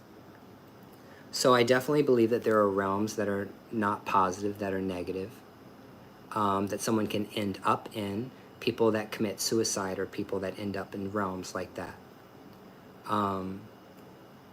Really, really, really violent people. Like, I mean, it's those realms, they exist for a reason, because there has to be a place to put the energy consciousness, separated from everything else. It's the Christian idea of heaven. Like, if you're a good Christian, you're going to go to heaven. Well, it's because nobody wants you in the spiritual club if you're an asshole. It's like the realm of the ancestors. The best thing any practitioner could hope for, if they're non-Christian, or let's say they're a practitioner of ATR or a diaspora, is to go to the realm of the ancestors, to be with the ancestral spirits, to be welcomed in the hall of the ancestors, and not to be shut out from it. So there is that idea, there is that concept of, you know, heaven, the ancestral realm, the Summerland, the field of reeds, that there's this idea or concept that there are paradises that someone can die and go to after they die, but who's going to let you in if you're an asshole?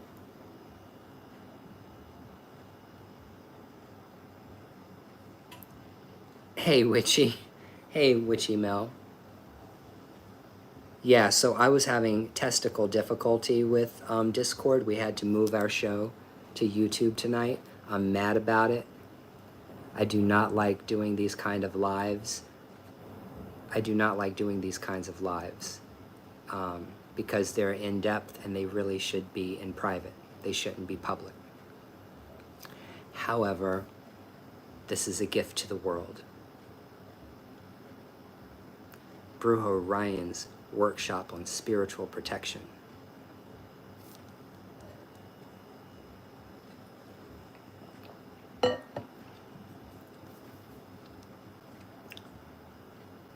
Thank you, Lauren, for offering up notes. I really like all of the content that I shared with you guys. I'm going to put it into a PDF. I might even, next time I do a revision on my book, Brujo, I might even put it in there, all of this information. Oh, but you asked about, like, my story. I was born and raised a Jehovah's Witness. I was born and raised in a crazy conservative Christian cult. It was very, very restrictive. It was black and white thinking, a lot of abuse within the cult, manipulation techniques, brainwashing. So I was in a pretty intense denomination of Christianity. You know, Mormons and Scientology, and there's all kinds of cults, okay, that are dangerous to people, you know. I was born and raised in that, and I got out of it. When I got out of it, I started studying yoga and Hinduism, Buddhism. I studied Kabbalah, I studied Hermeticism, I studied Gnosticism, Gnostic Christianity, and I eventually settled on Wicca as being the spirituality that most suited my personality, because it was the only philosophy religion that was most like me, a religion based on fertility, a religion that's based on the cycles of creation of life and death and rebirth, reincarnation, magic.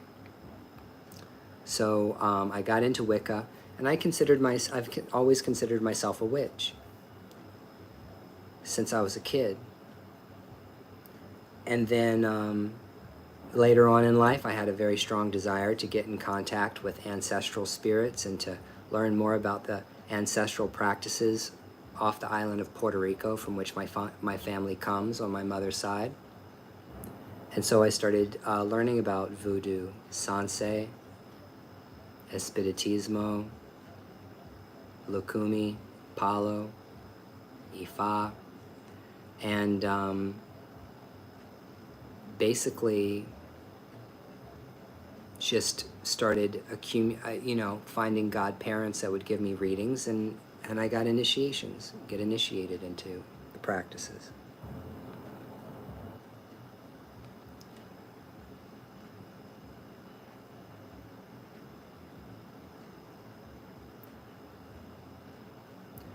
So even though dogma exists in every religion, you can use beliefs as a tool. Have a great night, Jessica. I'm so glad that you were here for it, and that you were here for all of it. So what you have to remember is that beliefs are a tool. Beliefs are a tool. And a lot of this stuff works whether you believe it or not.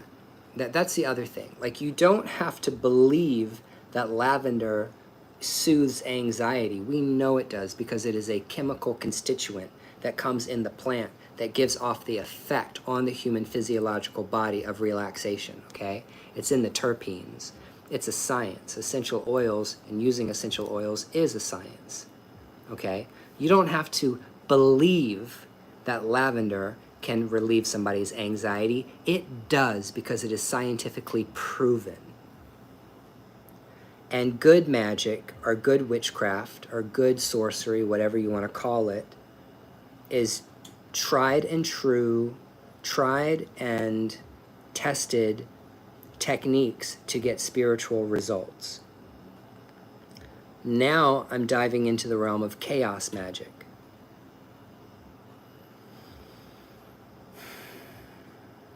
Chaos magicians are people that will use beliefs as tools.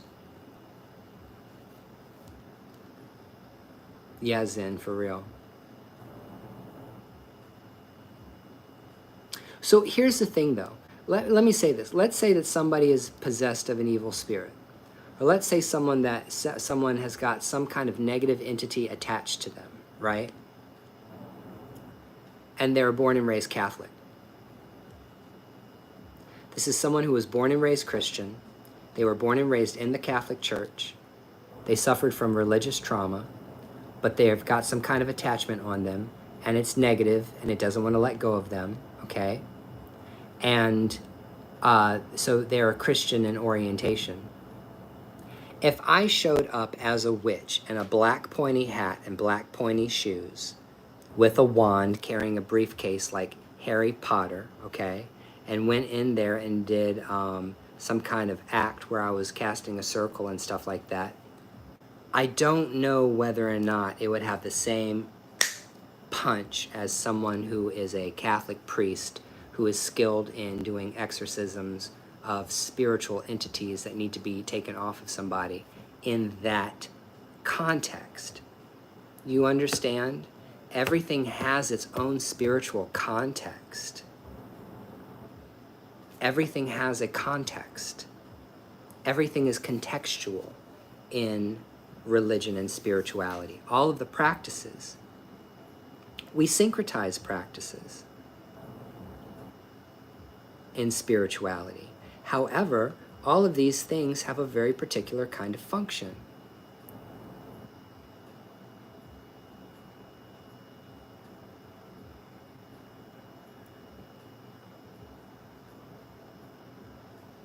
And I just want to say this to be clear and put this out there. I am not anti-Jesus person. I've been meditating a lot lately about Christianity and a lot of the things that I've said at different points in time over the past 20 years when I was railing against Christianity, railing against it, you know, and a very active detractor of it. And I have to say, I don't have a problem with Jesus Christ. I don't have any problem with the person. I don't have any beef at all with that spirit, with that entity, whoever he was, okay? I have a problem with the people that constructed a government that has oppressed people for 1,500 years. So when I rail against Christianity, I need you to understand I'm talking about the government of Christianity. I am not talking about the Gospels or the Good Message or the Sermon on the Mount. I'm not talking about, you know, the Apostle Paul was a misogynist. He was homophobic. He was very detrimental to the Jesus message. You know, the church embraced Paul's version of Christianity. Everything that people who are Christians today know is Christianity. It comes from the teachings of Paul. It doesn't come from any other source. So the Christian church, which is a government, was based on the teachings of Paul, and it was Paul that gave the inspiration for these government people to syncretize all of these different religious mystery cults over a period of hundreds of years to get what you see today as Christianity. Christianity is an ancestral religion for white people. So when you hear a black person say Christianity is a white person's religion, they ain't wrong.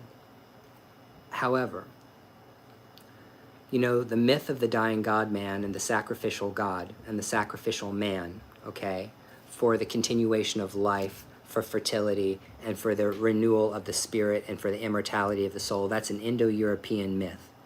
And the Indo-European peoples spread across from the Caspian steppe all the way across Europe, southern Europe, all the way to the British Isles, the northern parts. So this concept of sacrifice and human sacrifice was already pre-existing in all of these cultures in Europe prior to the Jesus cult rising. So you've got Greek philosophy in a Hellenized world, you've got a Roman Empire, and then you've got all these mystery cults. You've got the mystery cult of Isis, you've got the mystery cult of Dionysus, you've got the Orphic mysteries, you've got these radical Jews that are, they're messianic, okay? They're messianic Jews, they're waiting for the apocalypse, they're apocalyptic, okay? They see the end of society, okay? And it wasn't easy, it wasn't difficult for Jesus to predict the end of Jerusalem any less so than it is for us to see the end of the United States of America. Because this country is going to change. It's not going to stay the same. Whatever America is about to come, we're on the precipice of that. Whatever it's going to turn into next. Because Donald Trump is divinely protected in some kind of way. I do not like Donald Trump. I would not vote for Donald Trump. I am not a Republican. I am an independent. I'm more of a libertarian than anything else. I will be voting third party. I am not a Democrat. I am not into democratic socialism. I am not into those ideologies either. But what I'm saying is, when you see that motherfucker turn his head right when a bullet is going past his head, I mean, the ear,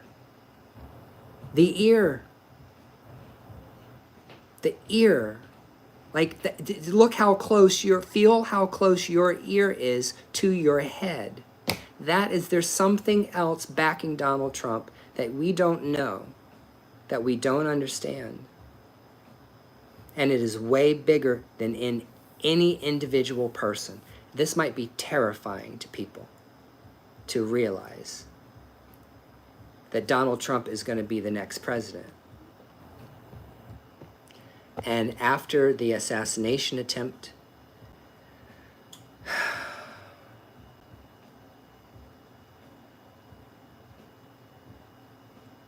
there's no going backwards on that.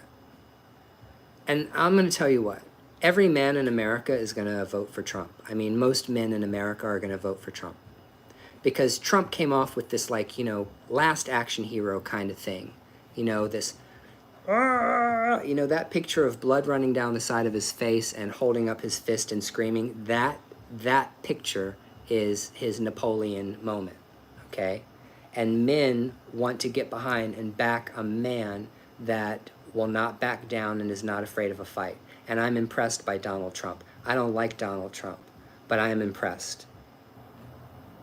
On some level, his the persistence and the determination, whether the intention is good or bad, is quite impressive. So I see that we are not escaping a Trump presidency.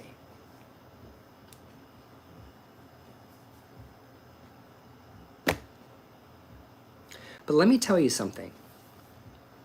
Let me tell you something, though. Everybody has the ability to change. People have the ability to change. People can start out being a bad person in life, but they might turn out good in the end. So you don't know how this thing is going to play itself out. You don't know. You really don't. You're not God. You don't have the ability to see everything from every perspective. You don't know why the ancestors choose who they choose to bring the message. You don't know why. It is a mystery. I shared a meme on Facebook, and it shows the Virgin Mary or some angel or something, and it's like, look, I'm divinely protecting Trump, and I'm sending the bullet past this horrible person to kill this firefighter, whatever, the poor man who died in the line of fire, protecting his family, okay? And you're asking yourself the question, how is it that we live in a universe where someone as horrible as Donald Trump can walk away with a new ear piercing, and some other person that worked hard all their life to try to save people died? It shows you that we live in a morally ambiguous universe.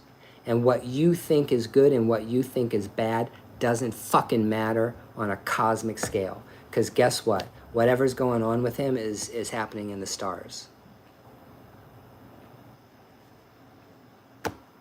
It's true. I can't, this is what my prayer is. This is what my prayer is. My prayer is that the events that have gone on over the past 2 or 3 or 4 years that Donald Trump had to navigate through, had to weather through, had to experience defeat and loss and continue to change. At some point in time, maybe that person could become the best president. Maybe the best thing Donald Trump could do is be the best president of the United States. I don't think that's possible. However, people change. Sometimes they do. Sometimes they don't. So if Donald Trump is actually going to be the next president of the United States, my prayer is that the experiences that he's gone through in life over the past 4 years might have changed how he feels about the world. But it probably doesn't.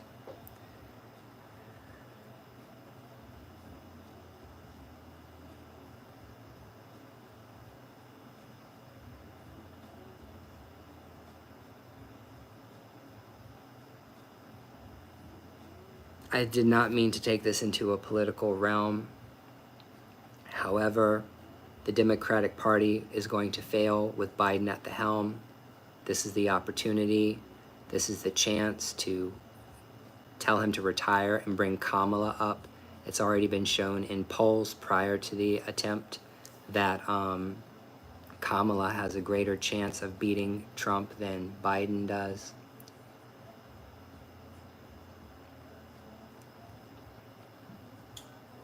But the Republican National Convention is also bringing a lot.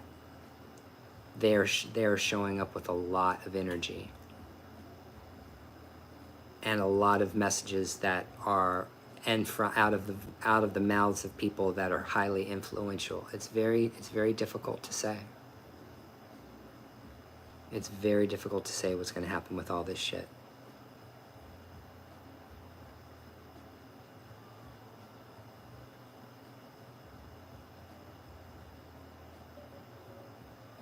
I think he needs to take a step back and motherfucking reflect on the fact that he could be dead right now. I think he needs to take a step back and so I'm going to tell you what that is. he might sit back and send all of his goons out on January 6th to go raid the Capitol and cause chaos, because that's what he likes, chaos. Chaos, chaos, chaos. Let's create chaos. I'm an agent of chaos, okay? And send all of his people down and, you know, throw the fear into all of those people. Nancy Pelosi and Chuck Schumer and all of them. However, he just got a taste of his own motherfucking medicine. I can't wait to find out what the FBI believes is a motive. I want to know. And my live would have been taken off by TikTok. I know if I was on TikTok, my shit would have been cut off like an hour ago when I started talking about this stuff. You know that, right? I can't. I can't. So the point is that maybe after realizing, wow, the threat of death is scary and it's real, after the stand up and I'm, you know, he came back with such a, man, there was a visceral response in him that was impressive. And maybe that experience, okay, maybe that will change the way he feels about how he's going about his life.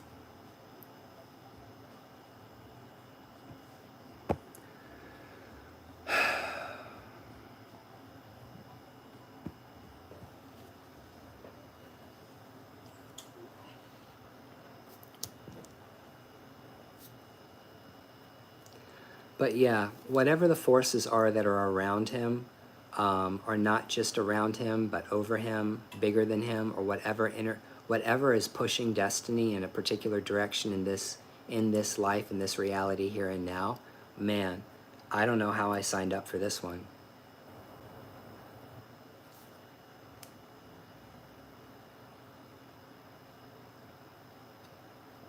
I think I got on the wrong bus coming from Arun to IA.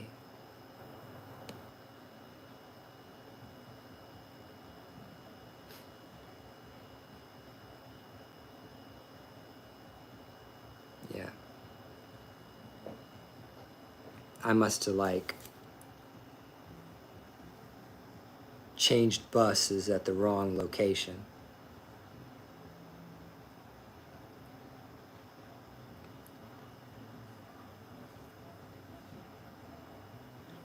A-Y-E. I-A. I-A. Like Babalu I-A. Babalu I-A means Lord of the Earth, Father of the Earth. So I-A is Earth. I-A.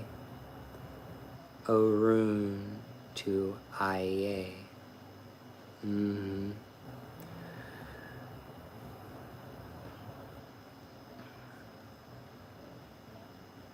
So yeah, I'm going to encourage all of you to do this because I'm getting ready to get off.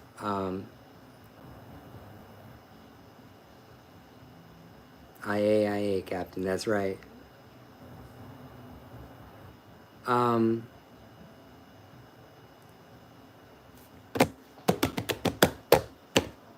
don't know what to say. You got any more questions for me? Because, I mean, I'm here. I'm going to give you 10 more minutes of life, and then I'm going to go eat ice cream after I'm finished. But is there any other questions that you have?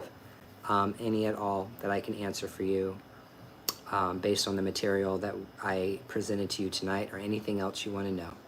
Because I will definitely answer any questions I can answer for you to be helpful.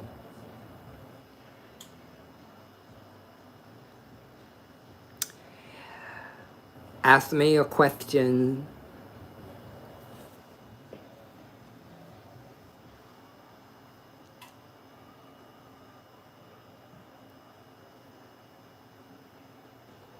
I wonder what these are called.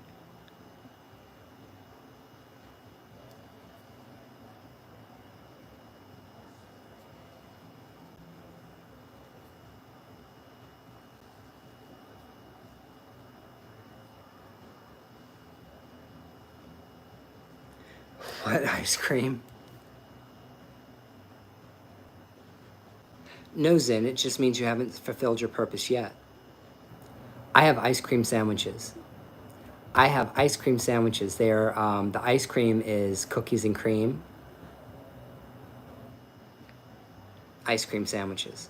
And is really, really good. However, I am out of whipped cream. So it's literally going to be ice cream sandwiches with magic shell chocolate sauce on top. With no whipped cream, and I'm sad about it.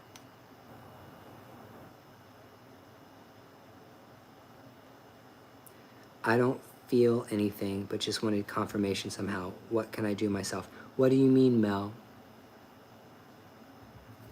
Did I miss your comment? Hold on, let me go back and look.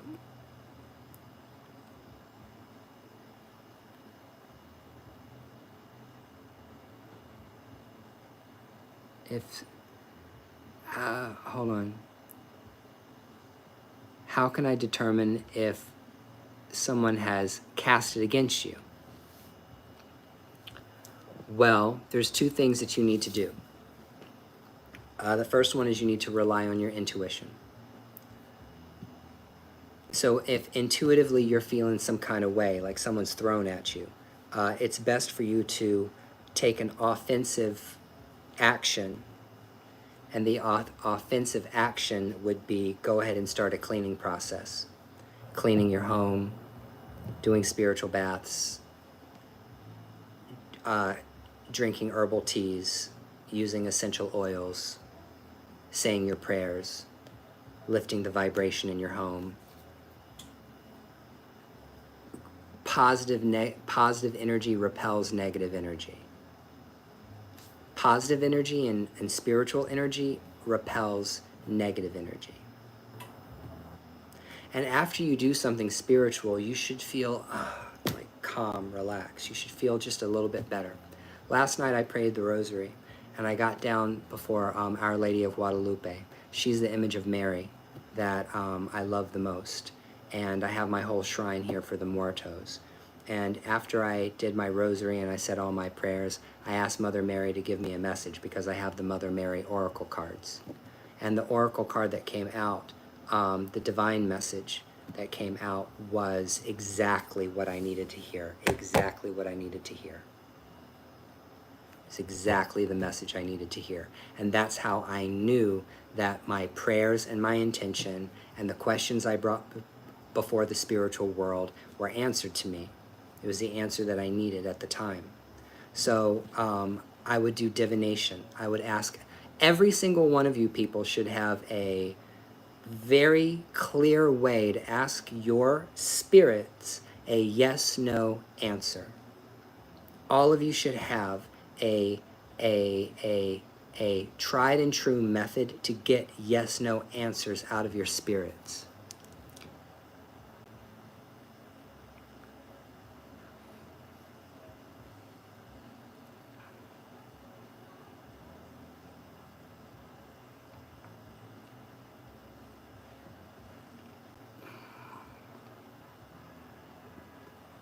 Well, did anything negative happen?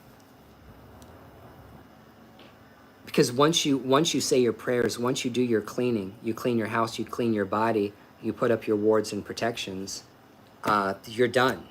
That's it. So that's it. You're done. You did it. So I don't see why you would question yourself, or why you would doubt yourself, or why would you feel in some kind of way that what you did wasn't adequate enough. It means you don't have enough faith in yourself. That means that you don't have enough faith in your spirits. You have to have faith in yourself, and you have to have faith in your spirits. That's a you problem. That's a you going and casting a spell and then sitting there asking whether or not you did it right. That's not how, you can't function like that in the spiritual world.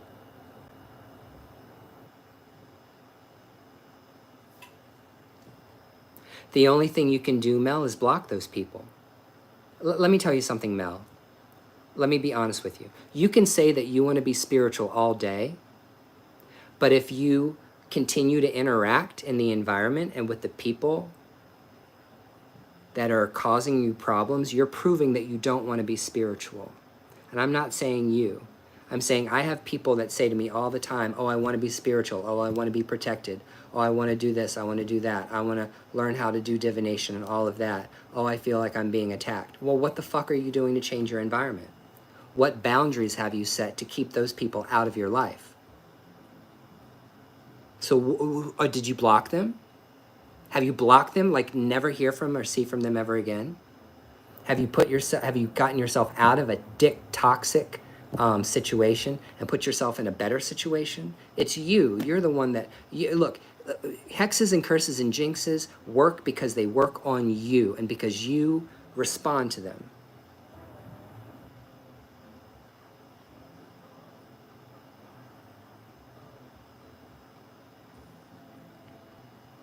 Then you need to take care of your health. And the reason why you're sick is because you allowed those people's toxic energy to affect you. Because if you are around toxic, insane people all the time, negative people, it doesn't matter if they're alcoholics or drug addicts, it doesn't matter if they're toxic people, narcissists, whatever you want to call them, abusers, you're 50% of the problem because you're part of it. You're there. It takes two people to make a relationship work. It takes two people to make any relationship work or not work. So my recommendation to you is, one, listen to your intuition. If you think someone is throwing at you, you start your cleaning process. You put up your wards and protections. Number two, you reevaluate your boundaries and make sure that the people that you feel are doing things that are negative to you get blocked out of your life if they are the source of the pain, the illness, or the drama, or the chaos, emotionally, mentally, spiritually, or physically. And number three, after you do what you do, you don't doubt it. You don't turn around and just, second guess, question yourself.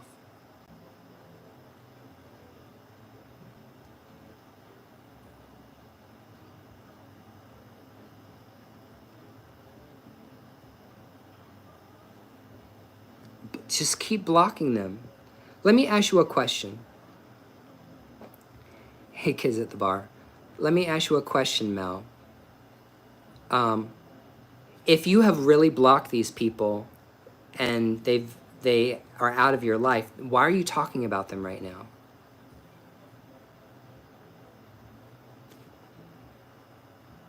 If you really blocked them out of your life, why are you talking about them? See, this conversation proves they still have control over you. This conversation proves that you haven't done what you have to do to allow them to stop affecting you. This is a you problem. It's you, nobody else, that is allowing the continuation of this. You're not the fault. It's not your fault that these people have attacked you, but it is your fault if you don't fix it. Get them out of your mind. Stop it. Snap out of it. Stop paying them attention. Stop giving them your energy just by thinking about it. Or you're never going to get better.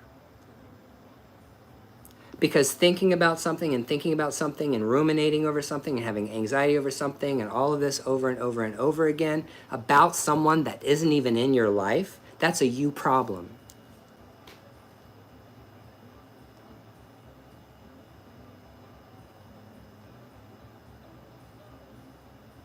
You better fucking hear me hard. I'm telling you, this is a you problem.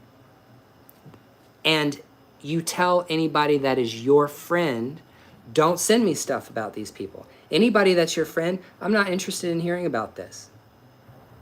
Someone sent me a text message the other day with a video of somebody who was talking shit about me on TikTok. I said, don't send me this. Don't send me links. Don't send me emails. Don't text me. Don't tell me that there are people talking about me. I know that they're talking about me. I don't want to hear about it. Why are you allowing your friends to tell you about this stuff? Girl, clean up your life. This is a you problem. You can either continue to sit in that negativity or you can tell it to go away. And you can be done with it forever. It's up to you. But just like there's an infestation of cockroaches or ants or any other kind of vermin that might come around, they are going to continue to come around as long as your trash stinks. As long as your trash stinks, that vermin and those bugs and those roaches and those things are going to continue to come around. You have to clean up your house. Because if you've got garbage laying around and pizza boxes laying around, and there are soda bottles that are spilled over that you didn't clean up, and I'm talking about your shadow work, and there's all this crap all over the place, and you got bugs coming in and out, in and out, and in and out, and you're not doing anything internally to fix it, you can't say, it's the bugs are the problem.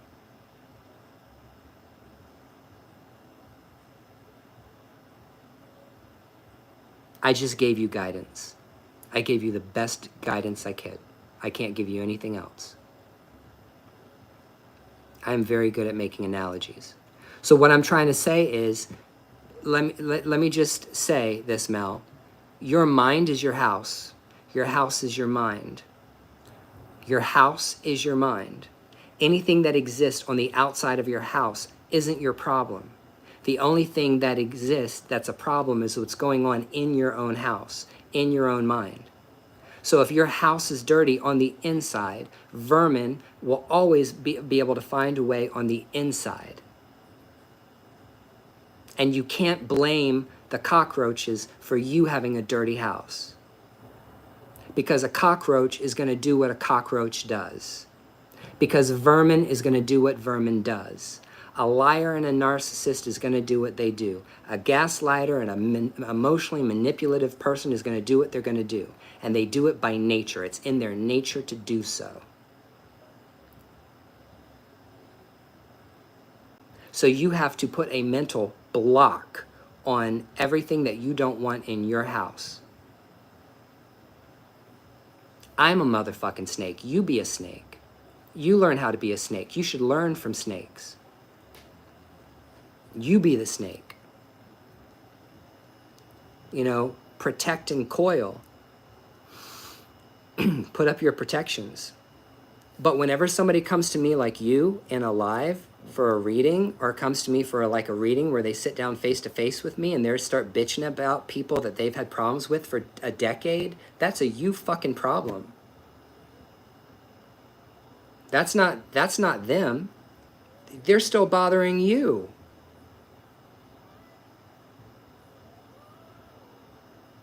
So how, if you've blocked them, are they still affecting you? That's what you need to meditate on.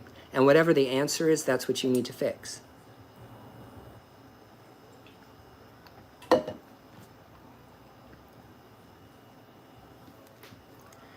And I'm just using you as an example because that's how magic works, people.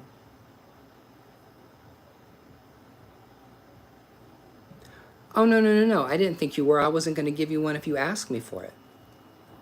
I'm telling you that if you're still having problems with people that you have had problems with for over a decade, you're doing something wrong.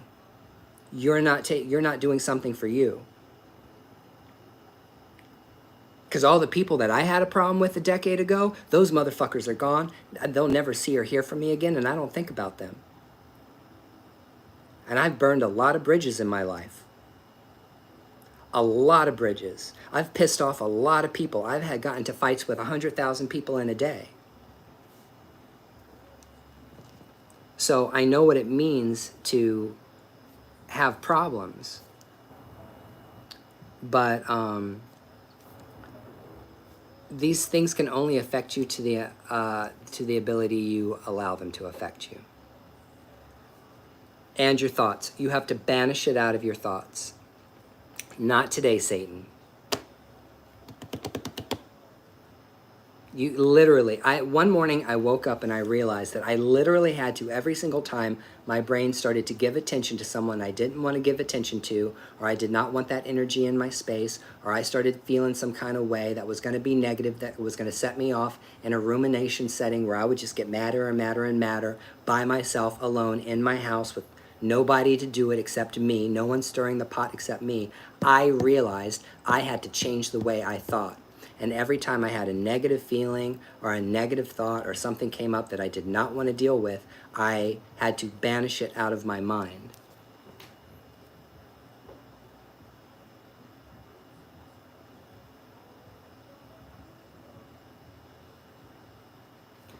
Mel, I can't help you.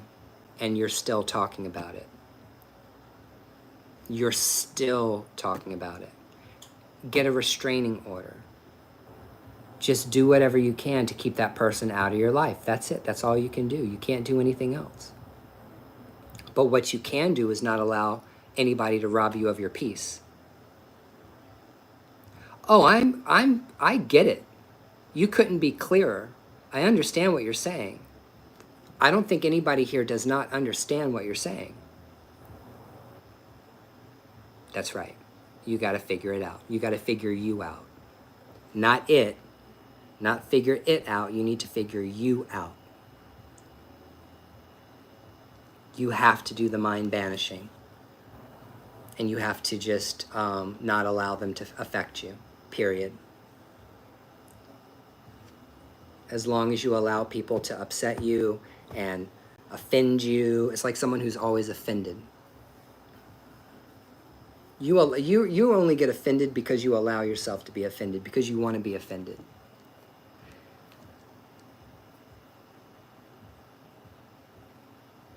No, absolutely. And I'm going to tell you something else. I'm being nice because I care about you. I care about everyone. And the things that come out of my mouth are what you need to hear. It's not what you want to hear. You have to take accountability and you have to be responsible for yourself. No one's going to take accountability for you except you. No one's going to take responsibility for your life except you. You, at a certain point in time, as an adult, you can no longer blame other people for your problems. I love people, so I tell the truth. If I hated people, I would just tell them what I wanted them to hear. I would sit here and be like, oh, Mel, I'm so sorry. Okay, well, let me get my cards. Let me shuffle it up. Let's do an oracle reading. Well, this is what the oracle says. And they would coddle you, and in a very codependent way, because these spiritualists on TikTok are just codependent people, pat you on the ass and console you. I'm not going to console you. You're a fucking woman. You're an adult woman. Take care of it. Handle it. Handle your shit. There's no other way around it. You're not going to get around it. Because if you don't get around it, it's going to continue to persist as long as you're alive. And you'll never get rid of it. That goes for all of you motherfuckers out there. With love.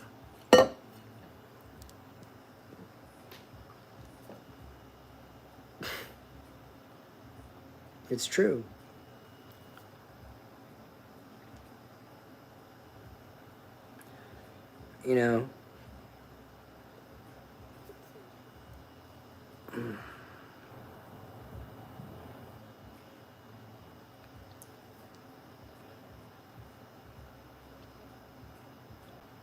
Intensive care bear. I don't want to see anybody bullied and harassed. I don't want to see anybody attacked. I don't want to see anybody who is under emotional turmoil, being targeted in any kind of way. It's a terrible thing. But let me tell you something. There are some people that are going to be targeted for the rest of their life. There are some people that will be targeted for the rest of their life, and threatened and harassed and bullied for the rest of their life. Go watch Stormy Daniels' documentary. Okay? How would you like to be Stormy Daniels and every single morning wake up to death threats?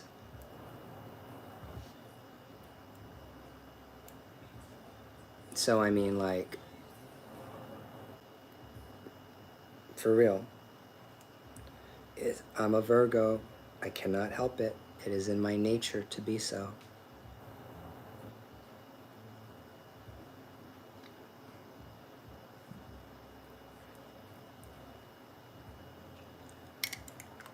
Okay, so let's do a recap and then I'll be signing off. The spiritual recap for everything I said was this. Hold on. Let me do my spiritual recap just so that we check your notes, pay attention. This is the spiritual recap. This is what it's all about. Well, us Virgos are petty. We're petty as fuck. Everything starts in the spiritual. The spiritual or invisible realm is where everything happens first, and it manifests itself in the physical. The spiritual realm is a realm of ideas, beliefs, consciousness in the quantum field, and the physical realm is vibration, energy, frequency, and the material world, carbon-based matter. When someone sends you witchcraft, they have to be magically powerful enough to be able to cross the quantum field to affect you. And most witches are not strong enough to do that. There's a cosmic component to practicing magic and doing workings against somebody, and if that person doesn't have the astrological knowledge, they also aren't going to hit, okay? Start with your own paranoia. Make sure that how you feel is not just in your head, that, you know, you're not just finding reasons to feel like you're being spiritually attacked, like feeling like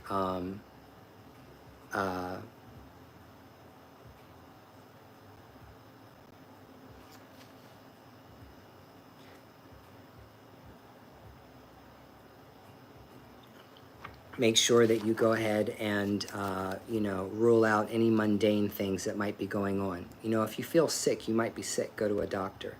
If you're experiencing emotional upset or anxiety, see a psychiatrist, see a therapist. See if you need medication for your problem. And if you get medication and it doesn't fix your problem, then ask yourself what's going on the spiritual. Because not everything is spiritual, people. Not every single stubbing your toe, accident, falling down, or even death has anything to do with it. It's not all, it doesn't all have to mean something magically. That's paranoia, and it's superstition.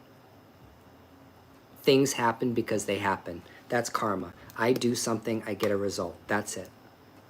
Something happens because something happens because something happens. Because someone is in the wrong place at the wrong time, or the wrong place at the right time. And they just end up being on the losing end of fortune.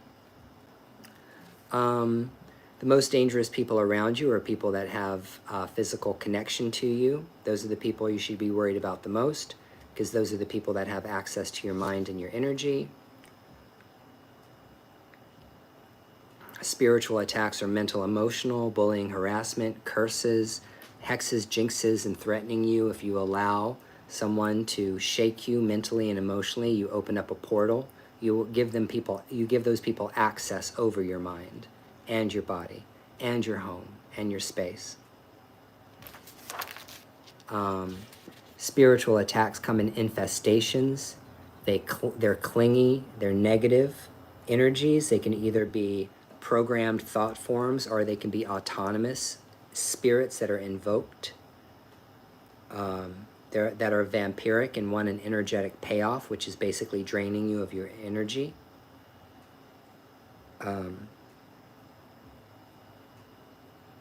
Like I said before, there are different ways people might attack you. The first way they might attack you is they might try to blow their whole load all at one time, sending you as much negative magic as they can, thinking that that's going to be like some spiritual grenade.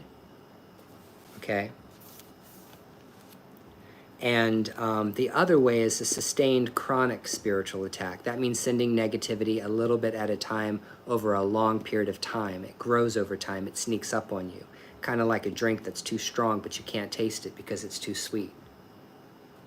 And then you wake up one morning and you realize that you're in spiritual turmoil. It's because this person has been working you and working you and working you and working you. People who are good at magic, people who are good at magic don't blow their whole load on you.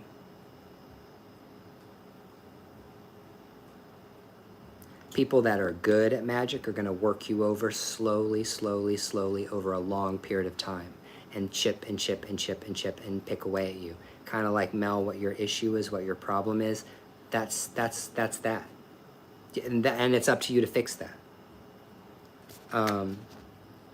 You have to, just like bugs or roaches, you have to clean, clean, clean, clean, clean. You have to clean your mind. You have to clean your physical space. You have to clean your physical body.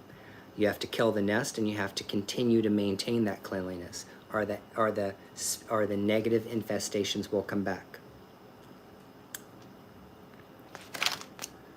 You have to think about it as like a spiritual bacteria or a spiritual viral infection, you know? And sometimes magic is pretty insidious. Sometimes the traumas and curses or hexes that are put on us intergenerationally are strong, okay? And it's almost like, as an example, it's just like getting a physical impairment. You know, once you break your knee, you're gonna have problems with your knee for the rest of your life. Nancy Kerrigan, okay? Tanya Harding. You know, so the point is that once you've been damaged in some kind of way, you have to refortify that part of yourself spiritually, mentally, emotionally, and physically, because now it's a liability, now it's a weakness.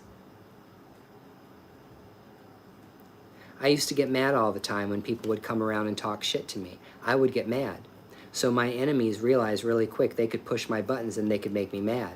And if they could make me mad, then they could catch me saying things that they could take and twist and turn and weaponize against me and make me look a certain way, something other than what I am, which is a good, kind person that cares about other people. I am a good, kind person that cares about other people. I might be a dick, and I might be Virgo as fuck, and I might be honest, but that does not change the fact that I love everyone, I care about everyone, even people I don't like, and I want everybody to act in their best interest. If everybody just acted in their best interest, we would have a better world.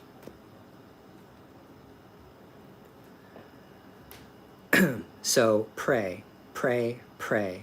Actively raise your thoughts, consciousness, and vibration. Attune yourself to higher vibrational entities. Don't allow yourself to get stuck working with these lower frequency, lower energy. And I tell you what, there are witches that have invoked demons, and witches that have invoked like Lilith and all kinds of other energies and dark feminine and stuff like that. I'm not saying that that's wrong, because I dare not say anything good or bad, but there are people that don't need to be working with that energy. It is not in their path or destiny, it is outside of their character, and it is not the kind of energies they need to be working with. And you will see these people and they will start going south really fucking fast.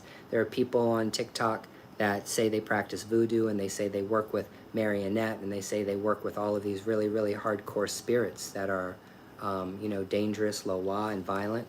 And, oh, I work with this person, I work with Baron Criminal, all this stuff, you know. And you look at them and they look like they're dying from the inside out. They look like they're being drained. So, you know, be careful of what kind of spiritual entities you invoke. And if you're going to work with energy that is dark or destructive or chaotic, you have got to balance that by working with other energies. Or else you'll just become infested with spiritual parasites. And there are people that get infested with spiritual parasites, and you can see the parasites literally falling off of them, if you have the vision to see. Damaged auras, black clouds over their head, you know, negative energy. They walk in the room and suddenly everything just feels dull. Everything, the whole vibration just drops.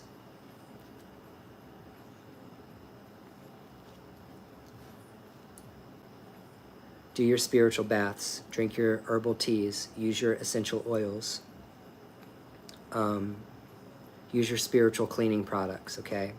Put wards and protections around your house. Put plants and flowers around your house, living things. Let me tell you a way to find out if there's some stank energy in your house that needs to be cleared out. Go to the grocery store and buy yourself a lemon. Buy yourself a lemon that's still a little green on the edges, okay?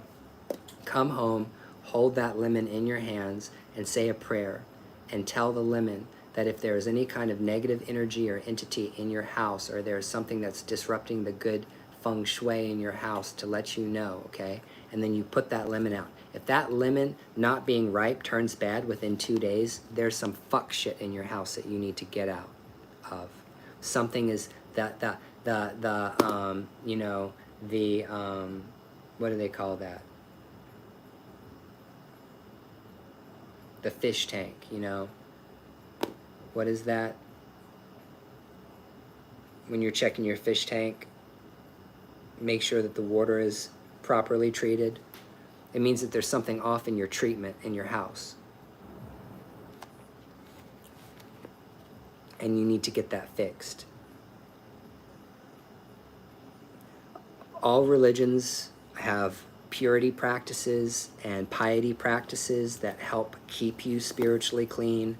Like I said, if you do some kind of folk Christianity, you might want to pray the rosary or talk to the saints that you align with, or go to the Virgin Mary or whatever, or sit and meditate with the Buddha. Namyo Renge Kyo, Namyo Renge Kyo, Namyo Renge Kyo, Namyo Renge Kyo. Invoke the energy of the Buddha. Om Namah Shivaya, Om Gam Ganapataye Namaha if you do Hinduism. But you gotta open your mouth and be verbal, and you gotta ask for the spiritual forces.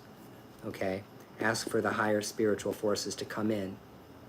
Invite those energies in. You have to invite them in. You have to call them. You have to give them permission and license to do work in your life, or they won't do it. You have to call them. Okay?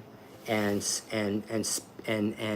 entities like, because I don't know what these entities are. I don't know what they are. They're some form of energy consciousness. What they are, I have no idea. They're spiritual.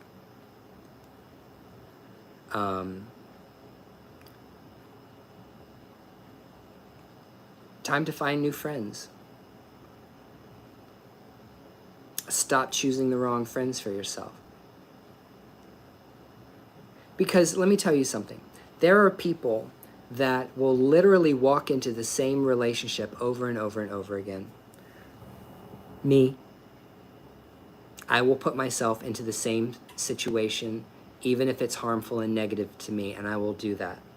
I have done that so many times where I've gotten into a relationship, and after I got into the relationship, a romantic relationship, because all of my failed relationships are in my love life, not in my personal achievements. God knows I get everything I want. I mean, if I want to do something, I just do it. There's nothing in my way. No one can stop me. If I want to achieve a thing, I get it done. That's just how I am. All of my issues in life, all of the worst things have always been my interpersonal relationships. 1 with my family and 2 with romantic partners. However, what I realized was, after getting sober, because you don't realize these things when you're drunk, is that subconsciously I kept asking for the same energy to come in over and over and over again. And then I realized I was trying to fix my mother the whole time, but that's a whole nother story. What about algae?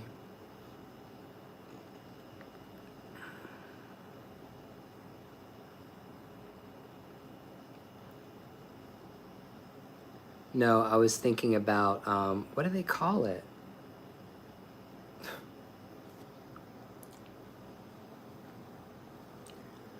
Whatever your environment is supposed to be in your tank.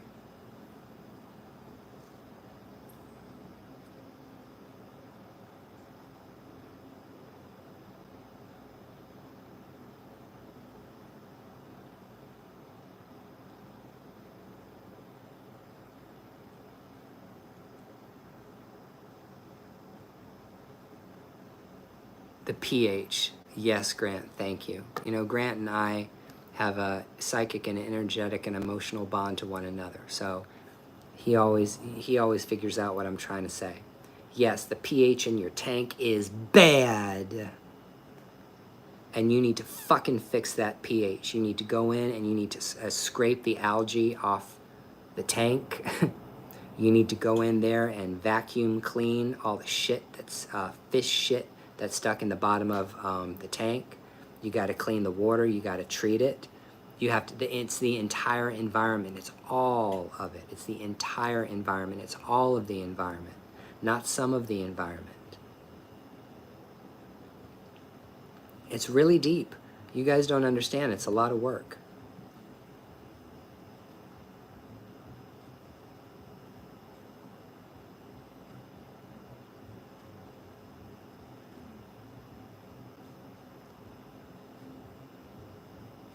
Well, you know, stop trusting everyone. Don't give people the benefit of the doubt. You know, it used to be, we used to live in a world where you could say, oh, I give everyone the benefit of the doubt until I learn otherwise. However, what you got to realize in the witchcraft and magical community is most people are crap. I'm not going to lie to you. People that practice voodoo, people that practice Santeria, people that practice Palo, people that practice witchcraft and magic and the occult, people who are invoking primordials and invoking, you know, infernals and shit like this, calling angels and demons and trying to manipulate matter and control people. It's toxic. It's toxic. I'm sorry, but I'm here to tell you that magic has way more liabilities and negative things about it than positive. Magic and witchcraft is for people who are not afraid of getting burned. You will get burned if you practice this stuff.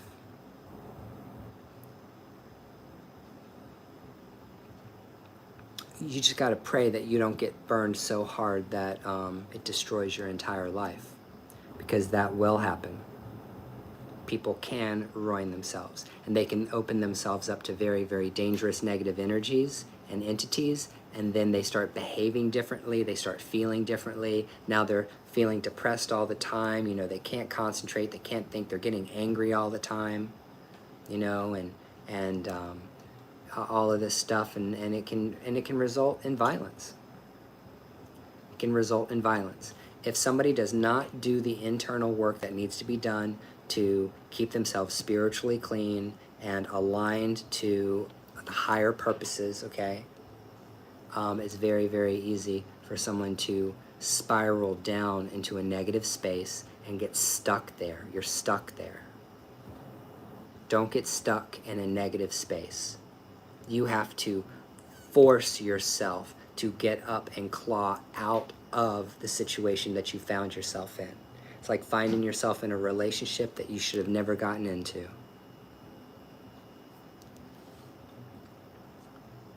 You know, as soon as you realize you've put yourself in a space that you don't need to be in, you need to put that shit in reverse and back it up, girl, back it up. Back that ass up, okay? Back it on right out the door. So it's up to you. It's up to you. Okay. Well, thank you so much for hanging out for this. Is that 190 minutes? That's not 190 minutes. It can't be 190 minutes.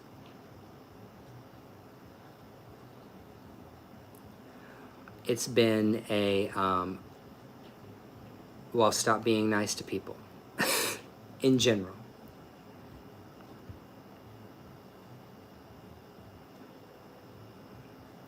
Text me, Lauren.